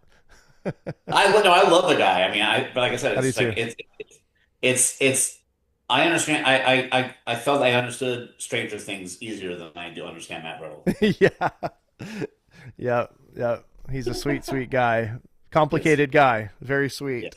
And he's so fun to be in a band with. Like when we are hanging out, it's just amazing. But playing, drums and bass are just so intertwined, and having a good bass player, a good solid bass player to play with is, I mean, you it can make you sound even better. My No. dad, when Matt, so when implants practiced at my parents' house, Uh-huh. I was gone, I had not lived there for years, Yeah. but that's where we practice. And Matt lives in Victorville, and Right. Ken lives around here, and so do I. So it was a good meeting point because that Jim and Rob from Strong Out, Jim from Pulley, would like it was like a good meeting spot was Cabina. And I remember like our first rehearsal, and my dad's going, "What the fuck?" Like he was blown away by Matt. Yeah. Like he is like he goes. My dad was outside like listening. He's like, "Was that all his fingers?" I'm like, "Yep." Yeah. And he's a metal guy too. He's not a I made punk it rock like guy. there's a Oh, thing you can on hear YouTube. the maiden. Yeah. Well, I told you about that. I told you about that, didn't I, Matt? And maybe I didn't. Christian, I'm sure you don't know, but we were playing. We were gonna play my Labor Day party. Of me, the guy of all people that has a Labor Day party, me. Yeah. Um, so we were gonna play it. So we all said, "Hey, well, let's do an Iron Maiden song because we're all Iron Maiden fans, like, and we'll do it for the first time. We'll just rehearse it on our own. We'll play it for the first time at your party." I've seen this And, video. and Rob goes, well, "What do you want to do?" And Matt goes, "Let's do Phantom of the Opera." I said, "Oh, cool! The 8 minute song with 24,000 changes. That should be fine." Um, and so there's 2 points of view of it on YouTube. Implants Phantom of the Opera, and we played it flawlessly. Yep. And we tried to play it one more time at Punk's Not Dead, and it did not work. It's There's like that something one time was magical. magic. That was it. Yeah. Yeah. It's weird how that happens. Yeah. It's like when you join a new band and like you may replace a drummer and like you play the song, like you learn their songs and you play it and they're like, wow, that's amazing. That's amazing. And then like after you kind of worn off the newness, it's like you start kind of feeling like, am I really, do they really think I'm still that good? They haven't said anything in a while. They haven't Well, reassured me. that's how I feel about any record we do. It's like, you get excited about a song, you record it, and then you hear weeks and weeks about mixing it. And by the time the record comes out, I hate the fucking record. Oh yeah. Yeah. Yeah. Fire Cell, like we haven't done we're going to do a full length this year, but we've been doing That's these. fine.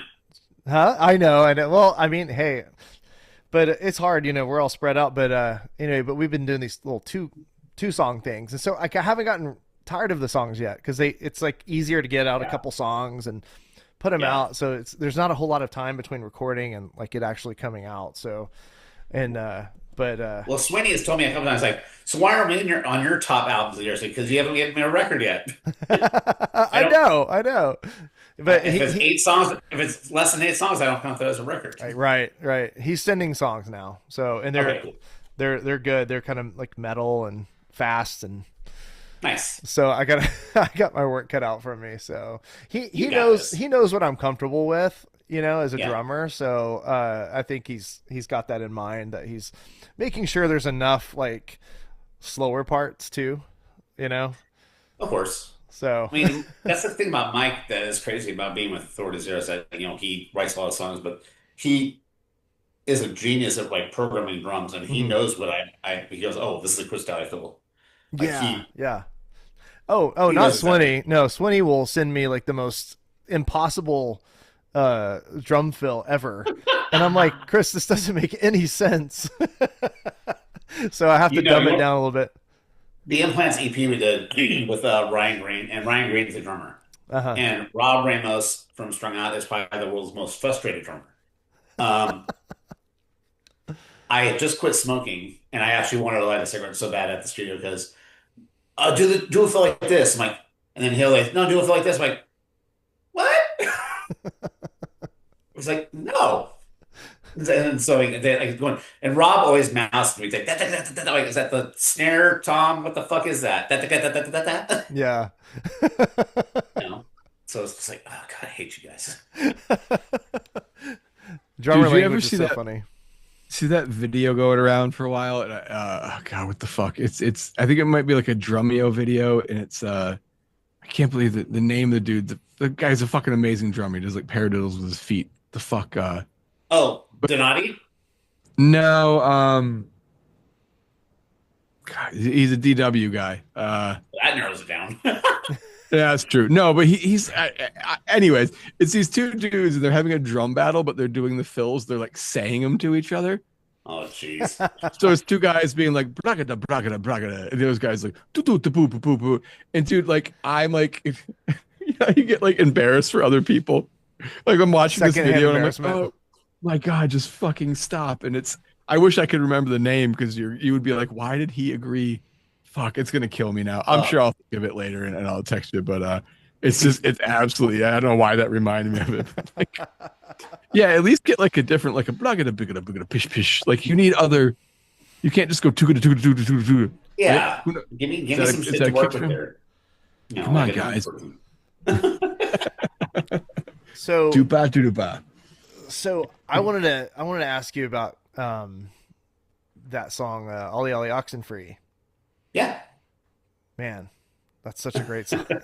So I remember in Belgium, you were like, record Ollie Ollie Oxenfree, right? Yeah. And you do that really cool, I guess ghost notes, Yeah. or double strokes or whatever you're doing. It's double stroke ghost notes on the snare. Yeah, yeah. Um, While you're kind of like hitting your bell in between, like yeah. ding ding ding. It almost sounds like rifle in a way. Very much so. Yeah, Now that I think, I mean, that might have been an influence in the back of my head, but when I wrote that drum part, I wrote like 20 years ago when I was working at Guitar Center, and I yeah, was just me bored trying to perfect "Full in the Rain" from Led Zeppelin. yeah. Dun dun dun dun dun dun. That, and so I just started messing around, like trying to do it faster, and I like started doing it fast. I'm like, oh, this is rad. Dun dun dun dun dun dun dun dun dun dun. And so I'm like, wow, I wonder how I can make that work. And so I played for all these years for these bands. You know, I want to do that. What's that? I'm like, it's a beat. And so I'm like, okay. So I we had just finished doing pre-production for what would become All Y'all Ask Free. That song was not on the record at all. We were Hmm. done. And I said, Mike, I have an idea for this beat. I have an idea. I want you to hear it. It's like, okay. And so I play it for him. And he goes, hold on. And he goes, do it again. So he records it on his phone. He goes, all right. And so I'm like, cool. I don't know what that means, but thank you. Yeah, And so that night he calls me, goes, how much do you want that in the song? I said, make it special. Make it, I don't want it to be like, do it like as a verse or a chorus. Like do something like maybe once in the beginning, once in the end, something like that. Make it kind of like a tag. yeah, yeah. And he wrote this song that night.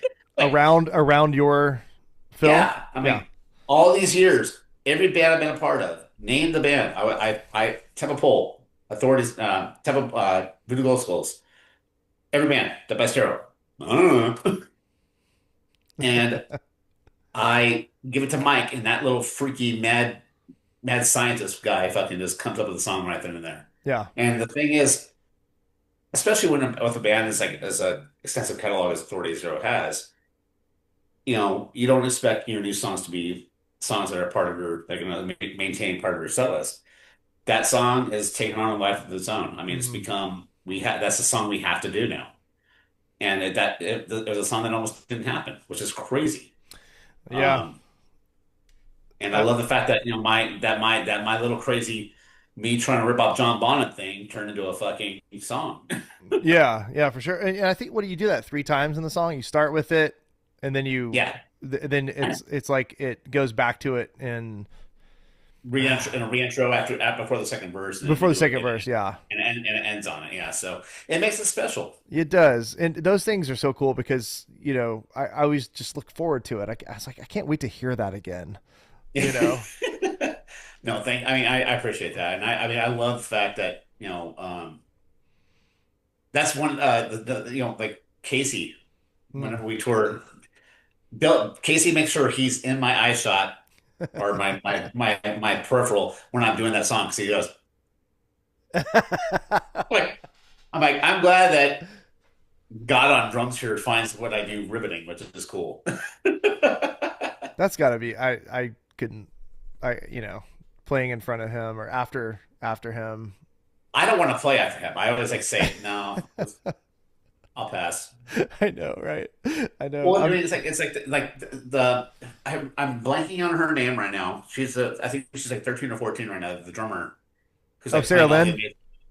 amazing. So Sarah Lynn, watching her play, just seeing her develop has been incredible. And I have a care package for her over my shoulder in that chair. oh no, I'm about to send her some awesome. stuff. So she's coming to our show in Atlanta, and I said, "What do you come up to play a song with us?" And so she's going to come up and play No Regrets with us in Atlanta. Really? She's Yeah. awesome. I haven't met her yet. I talk to her. I talk to her mom all the time. Like we've Okay. become friends. And Sarah Lynn has done a couple, Fire Cell songs. I see. Which, like me covering me, like that's the highest No, form of flattery. no. She honestly, that girl is the future of punk rock drumming. I cannot wait to see what she does with our genre, and I think she's gonna, when us, in the words of Christian, old fuckers, can't play drums anymore. I said old piece of shit. Don't twist my words. That's not. Tomato, tomato. Uh, but it's like watching what Sarah does and like seeing the commitment she has to it. You know, Hmm. this she's got the tools to make it. And I can't. I'm so excited that we have a front row seat to watch this person grow as a drummer. And I'm I can't say I'm proud because I mean I didn't teach her anything, but watching her, it makes me proud to see. Okay, there's somebody in her. The scene's gonna be okay. We're in good hands now. Yeah. Yeah. Yes, exactly. I'm sending her. She'll get it before this comes out, but it's like one of my broken cymbals. It's a Zildjian A custom. I, It's got just like a little crack in it, but I replaced it Fucking send that already. to me, dude. I'll cut that crack out. I'm sorry. I'm sorry. And some sticks that I used to record some Fire Cell stuff, like some of the earliest stuff that I oh, kept, and cool. and because she's been so supportive, and it just some I was Fire gonna say, Cell did they run swag. out of Huh? nothing? Nothing. I was He's gonna about to be a smart ass. Oh yeah. I talk to him. I talk to Christian every single day, pretty much. So I know. I'm trying to not. But Anyways, No, filter, no off. Turn that off. yeah, I told him. I was like, just say it. well, I was just Just gonna know ask that. if they ran out of firewood to heat their house and they need your drumsticks. Oh, is that all they're So, worth? see, now you're like, oh, I fucking wish I didn't tell him to say this.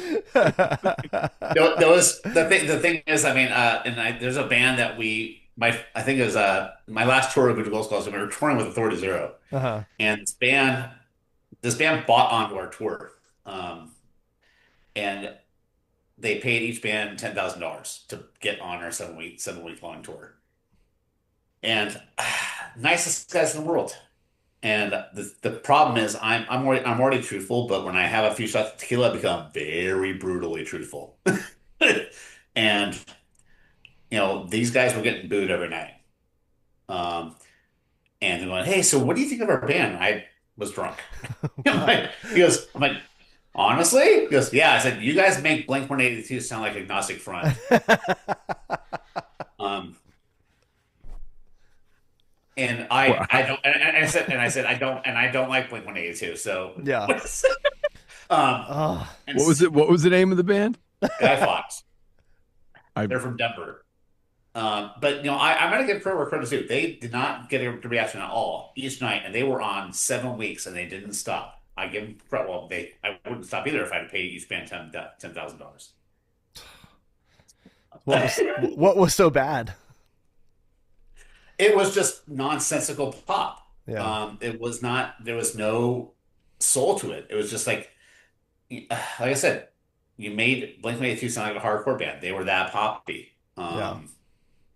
And it's just like that's not going to work for. I mean, Authority Zero's got pop, but we still have that edge. Yeah. And then Voodoo Glow Skulls are fucking Voodoo Glow Skulls. I mean, that's a band like that's a band you don't want to piss off in the alley. Yeah. But I mean, but I'll say this right now: Voodoo Glow Skulls, sweetest guys alive. I Yeah. think Steven. Even there's another drummer. Stephen Reese is a drummer that needs way more exposure. Oh my He's so gosh, he's good. so good and such a nice guy. I was watching him Sweet guy. warm up before the show. I was like, man, I hadn't seen him play before, and I knew he was going to be good. Of course, to keep up Yeah. with a band like Voodoo Glow Skulls, you got to be good. I mean, they're Well, I all just over the realized place. that I hadn't played with them in so many years, and Steven couldn't do a show in Canada at Red Bridge Fest, and so I said yes without realizing, oh my God, I have 3 shows in one day. Oh, Um, that's crazy. and Voodoo was right in the middle. Yeah. So Implants played at 5:15. We played for 55 minutes. Implants music is not easy. Yeah. And then I had an hour and a half break, and then played for Voodoo with an hour for an hour. Voodoo is nonstop, and it's the thing about Voodoo is that it's like that song Human Pinata. You're doing a fill the whole time Oh yeah. like that. And so that was insane. And I'm like, oh God. So I was like, okay, I got through that set. Cool. Now I have Authority Zero in an hour and a half. Okay. So I Yeah. started warming up again, and my both my arms just tensed, and I couldn't untense it. Like they like it's like when you like feel like when you kind of like stretch out Oh your your yeah. your, Yeah. your forearm. You could have just said you wanted to show us your muscles, dude. I would have. I have no muscles. I don't know. Yeah, people go, "Hey, you want to go to the gym?" I said, "I don't know who Jim is." Um, but when it comes, but it wouldn't unflex. Like, oh fuck, I'm dead. And I had to play an hour with Authority Zero, and it just wouldn't untense. And so I think I drank 8 bottles of water, and that finally loosened it up. But I played an hour with them, and then I think I slept 12 and a half hours the next day. Just because, I mean, I've done back to back before, but man, not at 48, it was not easy. How much pickle juice did you did you take? Was it just None, water? just water. Yeah. Pickle juice makes I me learned throw about the up. pickle juice after the fact. Oh yeah. Yeah, my cousin Tanner, he's like, "Yeah, yeah, take pickle juice." I've been getting Charlie horses sometimes in my right leg when I play. And I can't stomach it, so I just drink some Gatorade and it's got enough salt in it, I think. Yeah, no doubt. Yeah, so The Gatorade Arctic Pickle. It's a new flavor, dude. It's delicious. You gotta get down on that shit. Arctic Oh, pickle, huh? Oh yeah. that Yeah. sounds wonderful. So you cramped up playing, you said 3 shows? Yeah, I played 3 shows in 7 hours. Well, what's cool is after a while you kind of learn to be efficient when you play. Like, Bill, if you watch Bill play, he's had all his health issues and Mhm. he's not playing like he obviously like when, back in the early 80s or whatever. But like he's just as good. It's just you can tell that he's figured out how to play to however he feels, Oh, at his absolutely. age.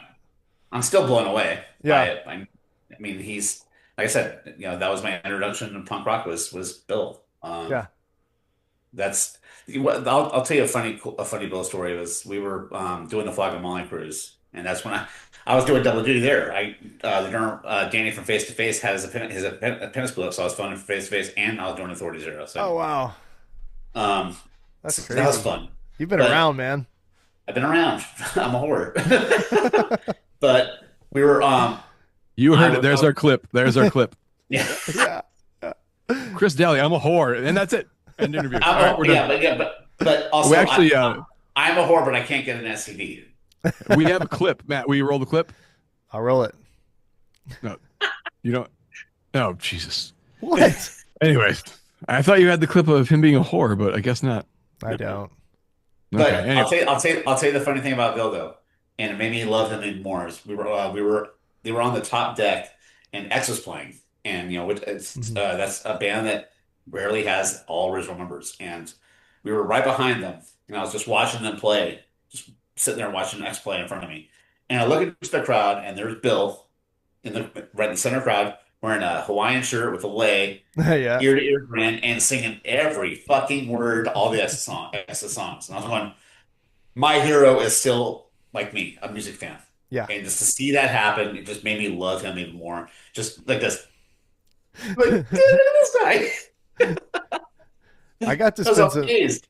I got to spend some time with them because I go to that Groveridge thing they do Oh in yeah. Fort Collins. I went the last 2 years and basically I go there and help Bill set his drums up for I don't know 3 hours or something like that. Mhm. And it's such a cool experience. Um, everything has to be very like perfect, perfect. And Yeah. but I mean, hey, he he can do that. You He's know, allowed he's allowed to. Yeah, to. yeah. It's I it's mean, so fun. It's intimidating. I'll tell you one thing. I won't say much about it, but I mean, the conversations I've had with that guy, I will never ever forget because it's just so. Well, we were having me and Mike were having a conversation with him at Blasting Room, and he left us about after we had a 2 hour conversation, and Mike said it best. He's kind of like the what's um, why am I blanking on the guy's name right now? Oh, he's like the Christopher Walken of punk rock. You mean the way Just, he speaks? just Wow. when he says everything's just slightly disconnected from the last thing he just said, and it makes sense, but it's like it doesn't. Yeah. Uh, and it's just he's such an anomaly. Yeah. Oh It's yeah. not the way he played drums, but just hear him tell a story, Yeah. and you're going, what just happened? Yeah. Yeah.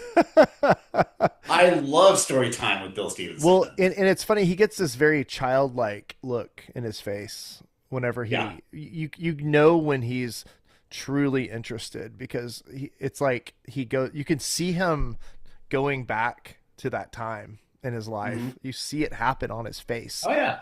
and it's such a cool thing. He was showing me a band. What were they called? The Lemons or Lemonheads.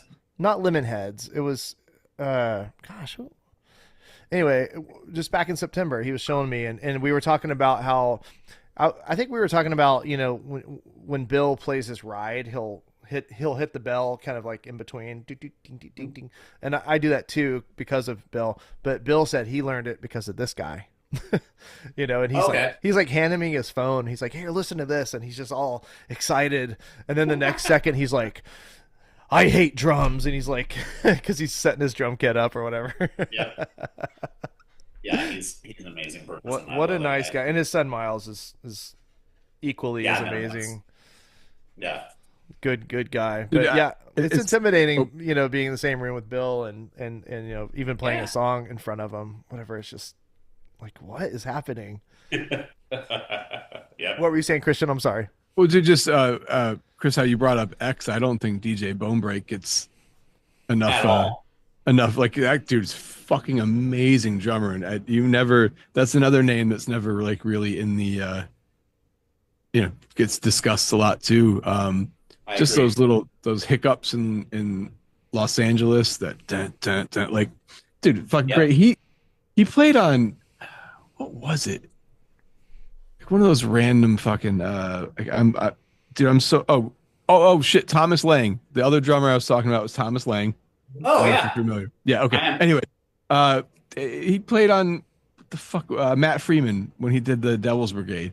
Yes. Shit, he played on that last Devil's Brigade record, DJ Bonebreak, and it was fucking amazing too. But yeah, hey, if anyone knows that dude, get him on here. Yeah. I Some that's the one that I didn't have the pleasure of meeting on the cruise. I met Essene, I met Johnny, and I met you know not Johnny, Billy, and I met I met him all except for a DJ, which is a shame because I think he's fantastic. And I think another term that we haven't talked about that I think that doesn't get as far as too because I think he's kind of a mystery too is George Oh yeah, for sure. Propagandhi. Yeah. oh, dude, Well, I think Jordan gets his props though. You don't think Well, I so? mean, I mean, I don't think I mean, I never hear him being talked about enough in my mind. That's a guy that every time he loses a record, I'm like, he can't get better. Fuck, he got better.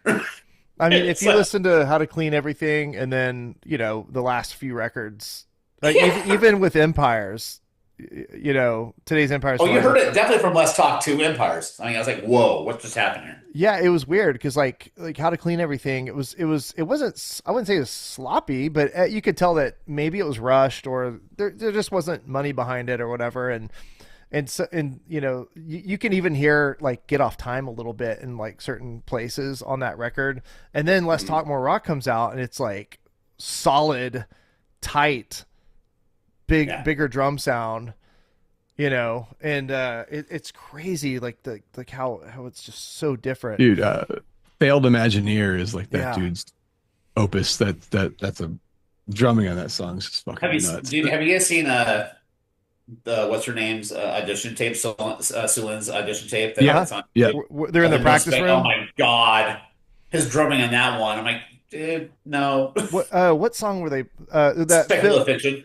Yeah, because he ends with that. It's like, no, no, God, I quit. He's so good about like Yeah. especially those little snare rolls, those light rolls he does, and then he'll like throw in a he I notice he always does this. So very kind of like special to him. I don't know if any other drummers do this, but he'll just randomly hit a ride, or he'll end on a snare and a ride, after a fill, Yeah.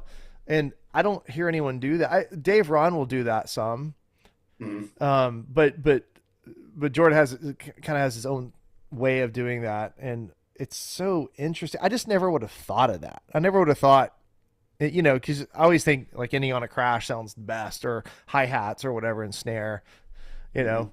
But just that little subtle thing he does, and he's so There's things dynamic. that there's a thing I took from him.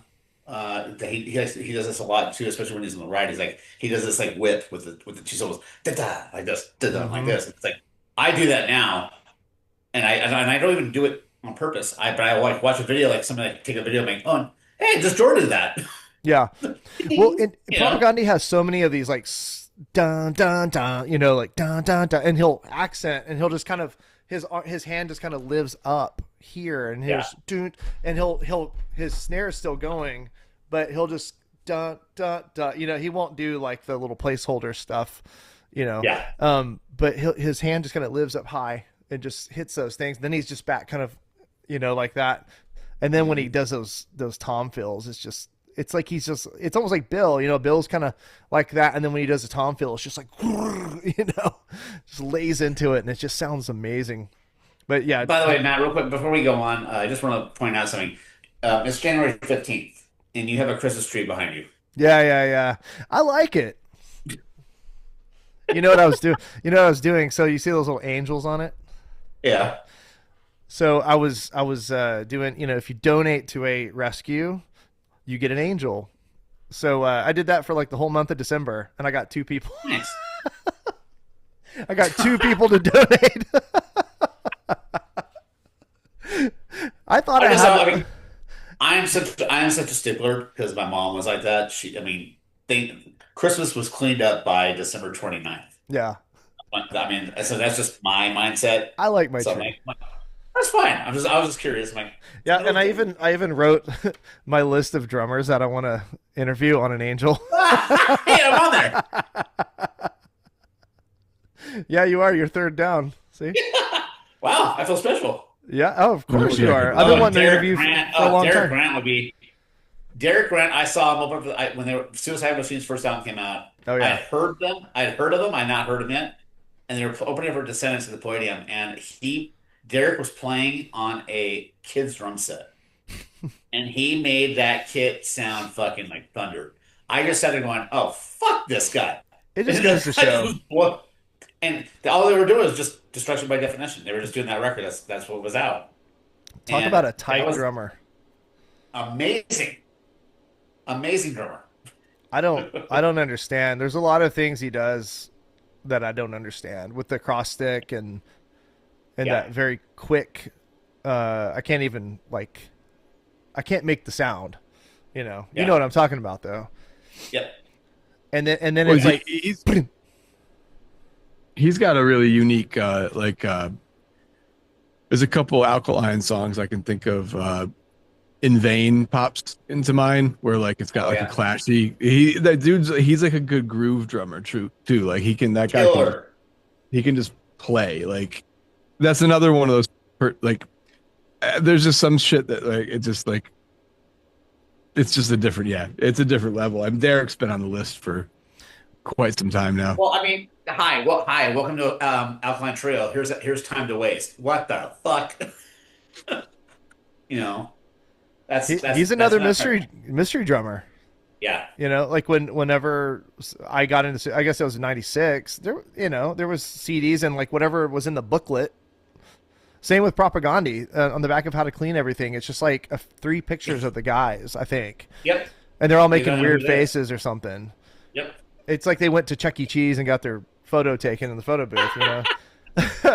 But I mean, that's what they look like to me. And then when I saw them years later, like when YouTube was invented or whatever, because I don't think I saw Propaganda until, I don't know, 15 years ago.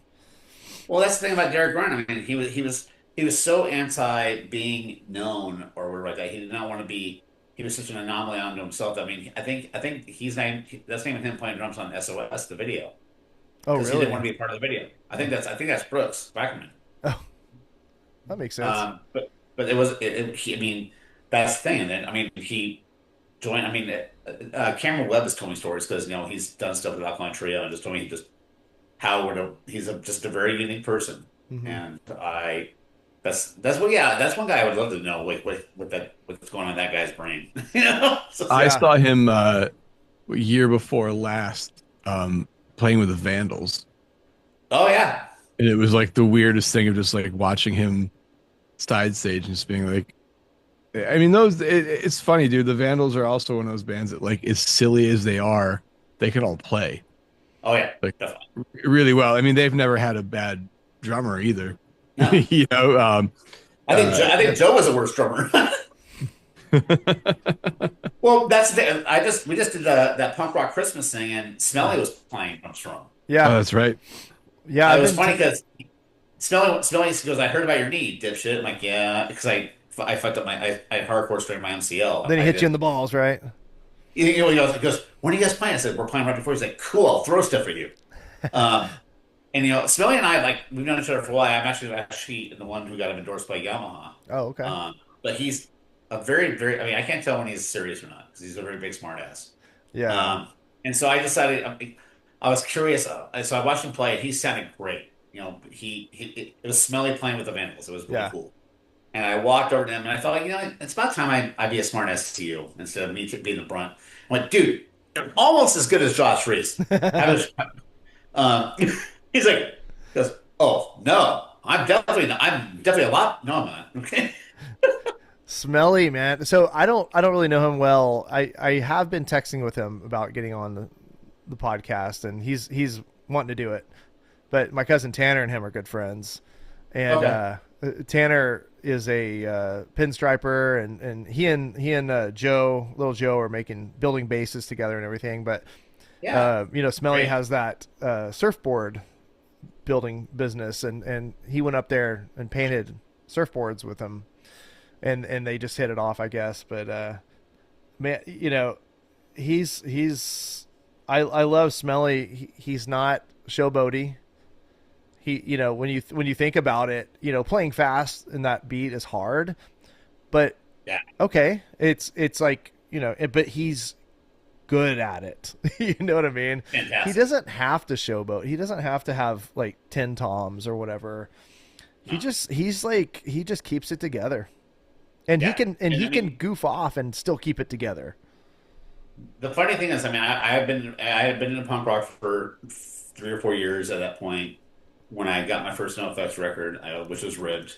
And the funny thing was, the first time I ever heard a song and I wanted to go into a pit was when I first heard Ribbed and I heard Malachi Crunch. Yeah. I was wondering how I I'm knew like, you were going to say that song, and I was wondering how you're going to pronounce it. and the funny thing was, a year later, I saw him at, was it the Whiskey? Yes, I'm at the Whiskey. And I waited for that song, and luckily it was right in the middle. So I pitted my fucking ass off. And then the funny thing was, you said Gorilla Biscuits, Christian. That was the last time I ever staged over my life. We were playing this festival out here in Irvine, and they were the last band.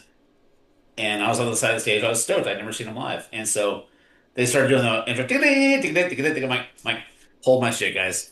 And the drum tune. I dove and I sprained my ankle. I'm like, yep, I'm done. So Dude, 1999. So my stage dive slash mosh pit slash crowd surf era was from 1991 to 2008, and I've not didn't do anything before or after. Yeah. fair. Jeez, dude. Dude, what a song though. I mean, what a song to get people going crazy. Yeah. And, well, then they did that live album where they did that whole album, I guess. You know, Yeah. and I remember like I think like after every song they're like, "Wow, I can't believe we made it through that," or I guess that was the sentiment. I don't know if they actually said it. It's not an easy record. It's not. I mean, No, especially the guitar playing. I right. mean, Gunnar Herbert Step Blades. I mean, that picking on that stuff is insane. I mean, you hear like, the bass playing on Shower Days is fucking awesome too. So it's a very. I mean, it sounds simple, but it's if you actually really pay attention and pick the parts apart, it's a very intricate record. Hmm. Yeah, for sure. Yeah, I guess that was probably well. I think Punk and Drublic was the first one I was exposed to, but it was like one of those things like, oh, I got to hear more. What else do they have? And then you immediately buy, you know, the earlier Yeah. right. The same thing happened with Green Day, because when Dookie got popular, I was 14, hadn't heard of them, lived in a small town, immediately Mhm. bought Kerplunk and 1039 Smooth. You know, Yeah. that's where I Dude, learned to I play got drums. I found liberal animation first Mm. and was like, gross. Yeah, I don't know if I would have liked them if that was the first album I heard. No, I didn't. I didn't. It was many a year later, and then I heard something else. And I was like, oh, okay. That was just a one-off. Great fucking album cover though. Yeah. For Fantastic. Yeah. Yeah, I agree. Couldn't agree more. There's so I made a I you saw the post I made, and I was asking people to ask you questions. Yeah. Who was that? Who was that was giving you crap? Oh, Marco? Oh, Marco. Yeah, yeah, yeah. That's Yeah, he's a right. dick. He's a dick. I just saw him. He isn't to me. I just saw him No, no, in no. He's Canada. not a dick. He's just no. He just likes because I when it comes to music. I mean, you guys know this. I'm obviously you're seeing this right now. I'll talk for days. Yeah, I know. Well, and that's what I was telling Christian. I was like, Chris, we don't really have to do much. Yeah, he'll just talk. But anyway, so there was a couple of questions for you if you have time. Okay. Oz DW. Okay. Oh well, this isn't really a question, and you have already touched on this. Well, you said methods and techniques used to memorize so much. Okay, this is kind of a question. Methods and techniques used to memorize so much content. So you were talking about how you were learning stuff on the plane and how you wrote stuff Mhm. down. So you kind of touched on that already.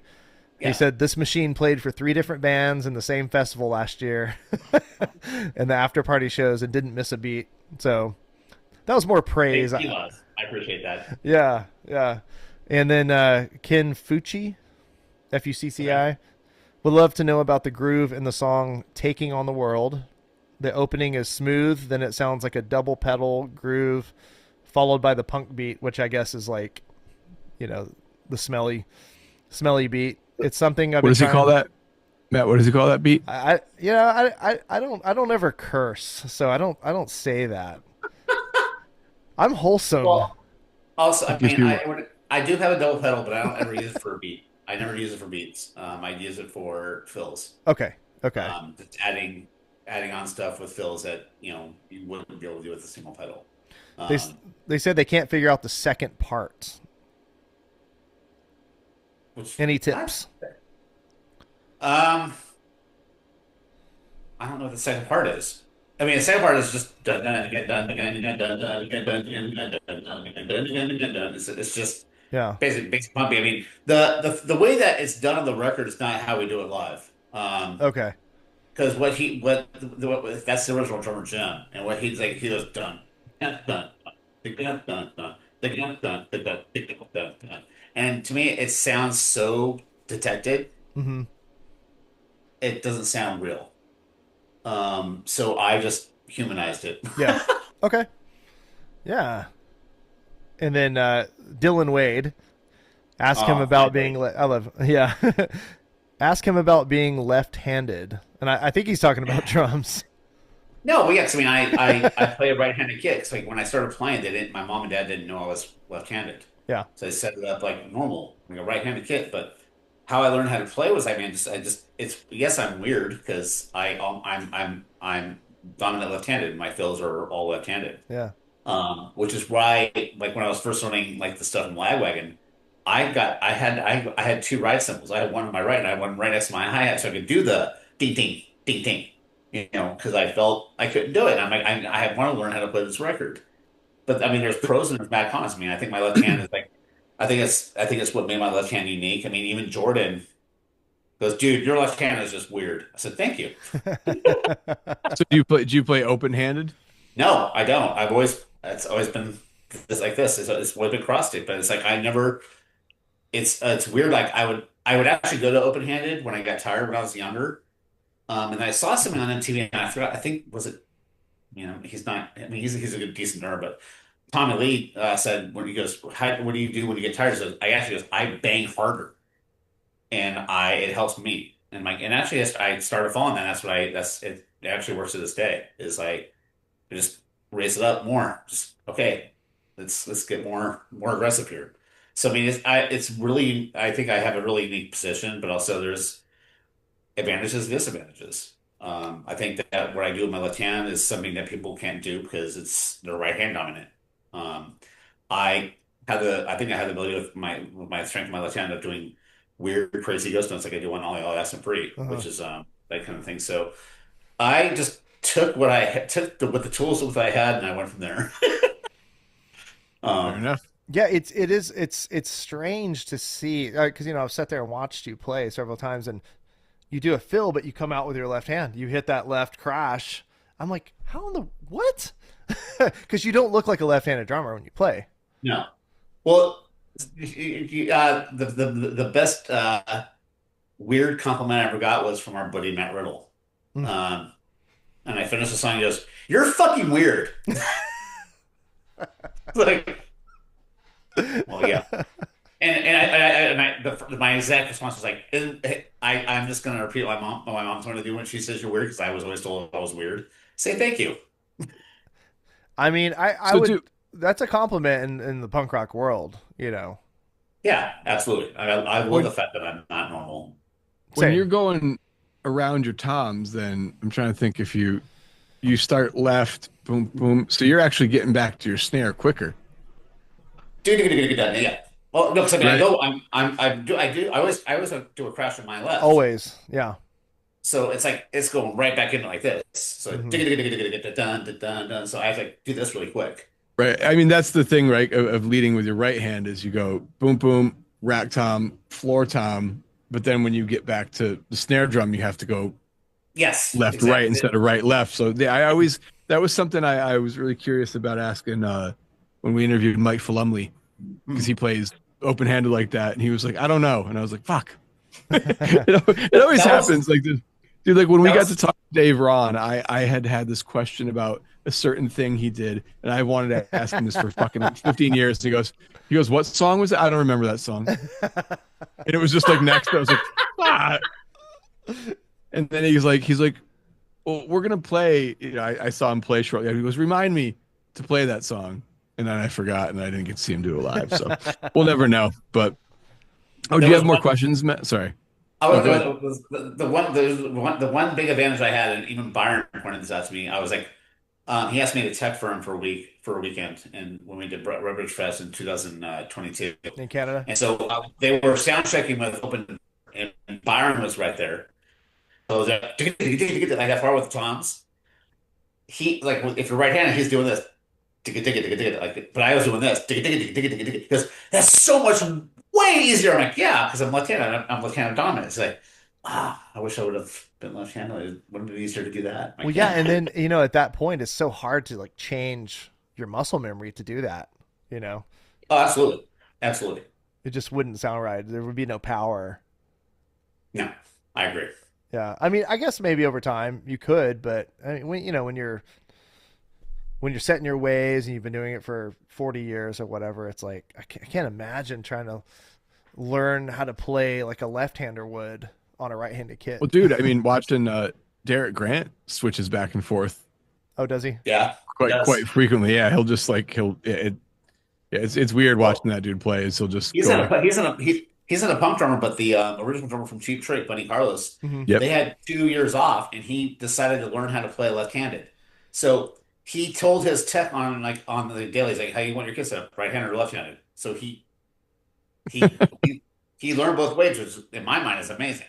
Can you play open-handed? Do you do that when you play Journey? No, Don't stop believing.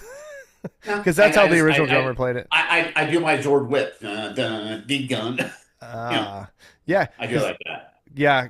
I watched the thing about I can't remember his name, the drummer. Pete Smith. Yeah. So yeah, open-handed, and then he would hit those toms, and then the ride. It's just like impossible. I don't know if it's impossible to play like this, but what do you even call this? Huh? Does this have a name? Playing.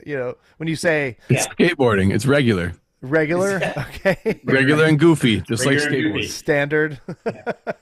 I don't know what to do. I don't know what to do with my hands. Well, hey, it's been almost 2 hours. Yes. Oh shit. Yeah, I know that I knew this would happen. It happened with Rhino. Rhino tells good stories, man. He does. He's a good guy. Yes. We've had a few 2-hour ones, and we try not to take too much time from people, but anyway. I have to go play. I have to go play piano in 2 hours anyway. Oh, okay, cool. Well, it always leaves us open for another interview down the road, because absolutely you just can't fit everything in 2 hours. It's too much. So, yeah. Do you have anything to end with, Christian? You want to do some questions from the kids? Do you have some? I do. I don't ever do. I always forget. That Christian does. So Chris, usually we'll end this. I'll ask my children to write some questions down. Okay. And I don't generally, I won't look at them until right now. So I apologize because they're old enough to be smartasses now. But I love it. Oh, that's okay. If you could be any dinosaur, what would you be? Raptor. Fair enough. They didn't have weight problems. Okay. Oh, us big boys, I know. And then what else we got? Unicorns or puppies? Oof. I'm a sucker for a puppy. I love my dog. You're wrong. It's unicorns.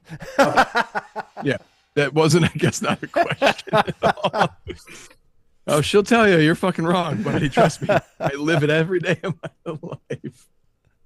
Every day. Well, dude, Chris, thank you so much, man. It's been a pleasure. It's good chatting with you. You too.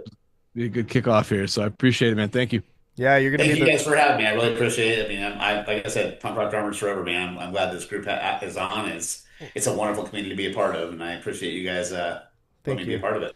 Yeah, and thanks for wearing the shirts and supporting and all that. If you need another shirt, just let me know if you need anything. I'll send it to you. I've got some.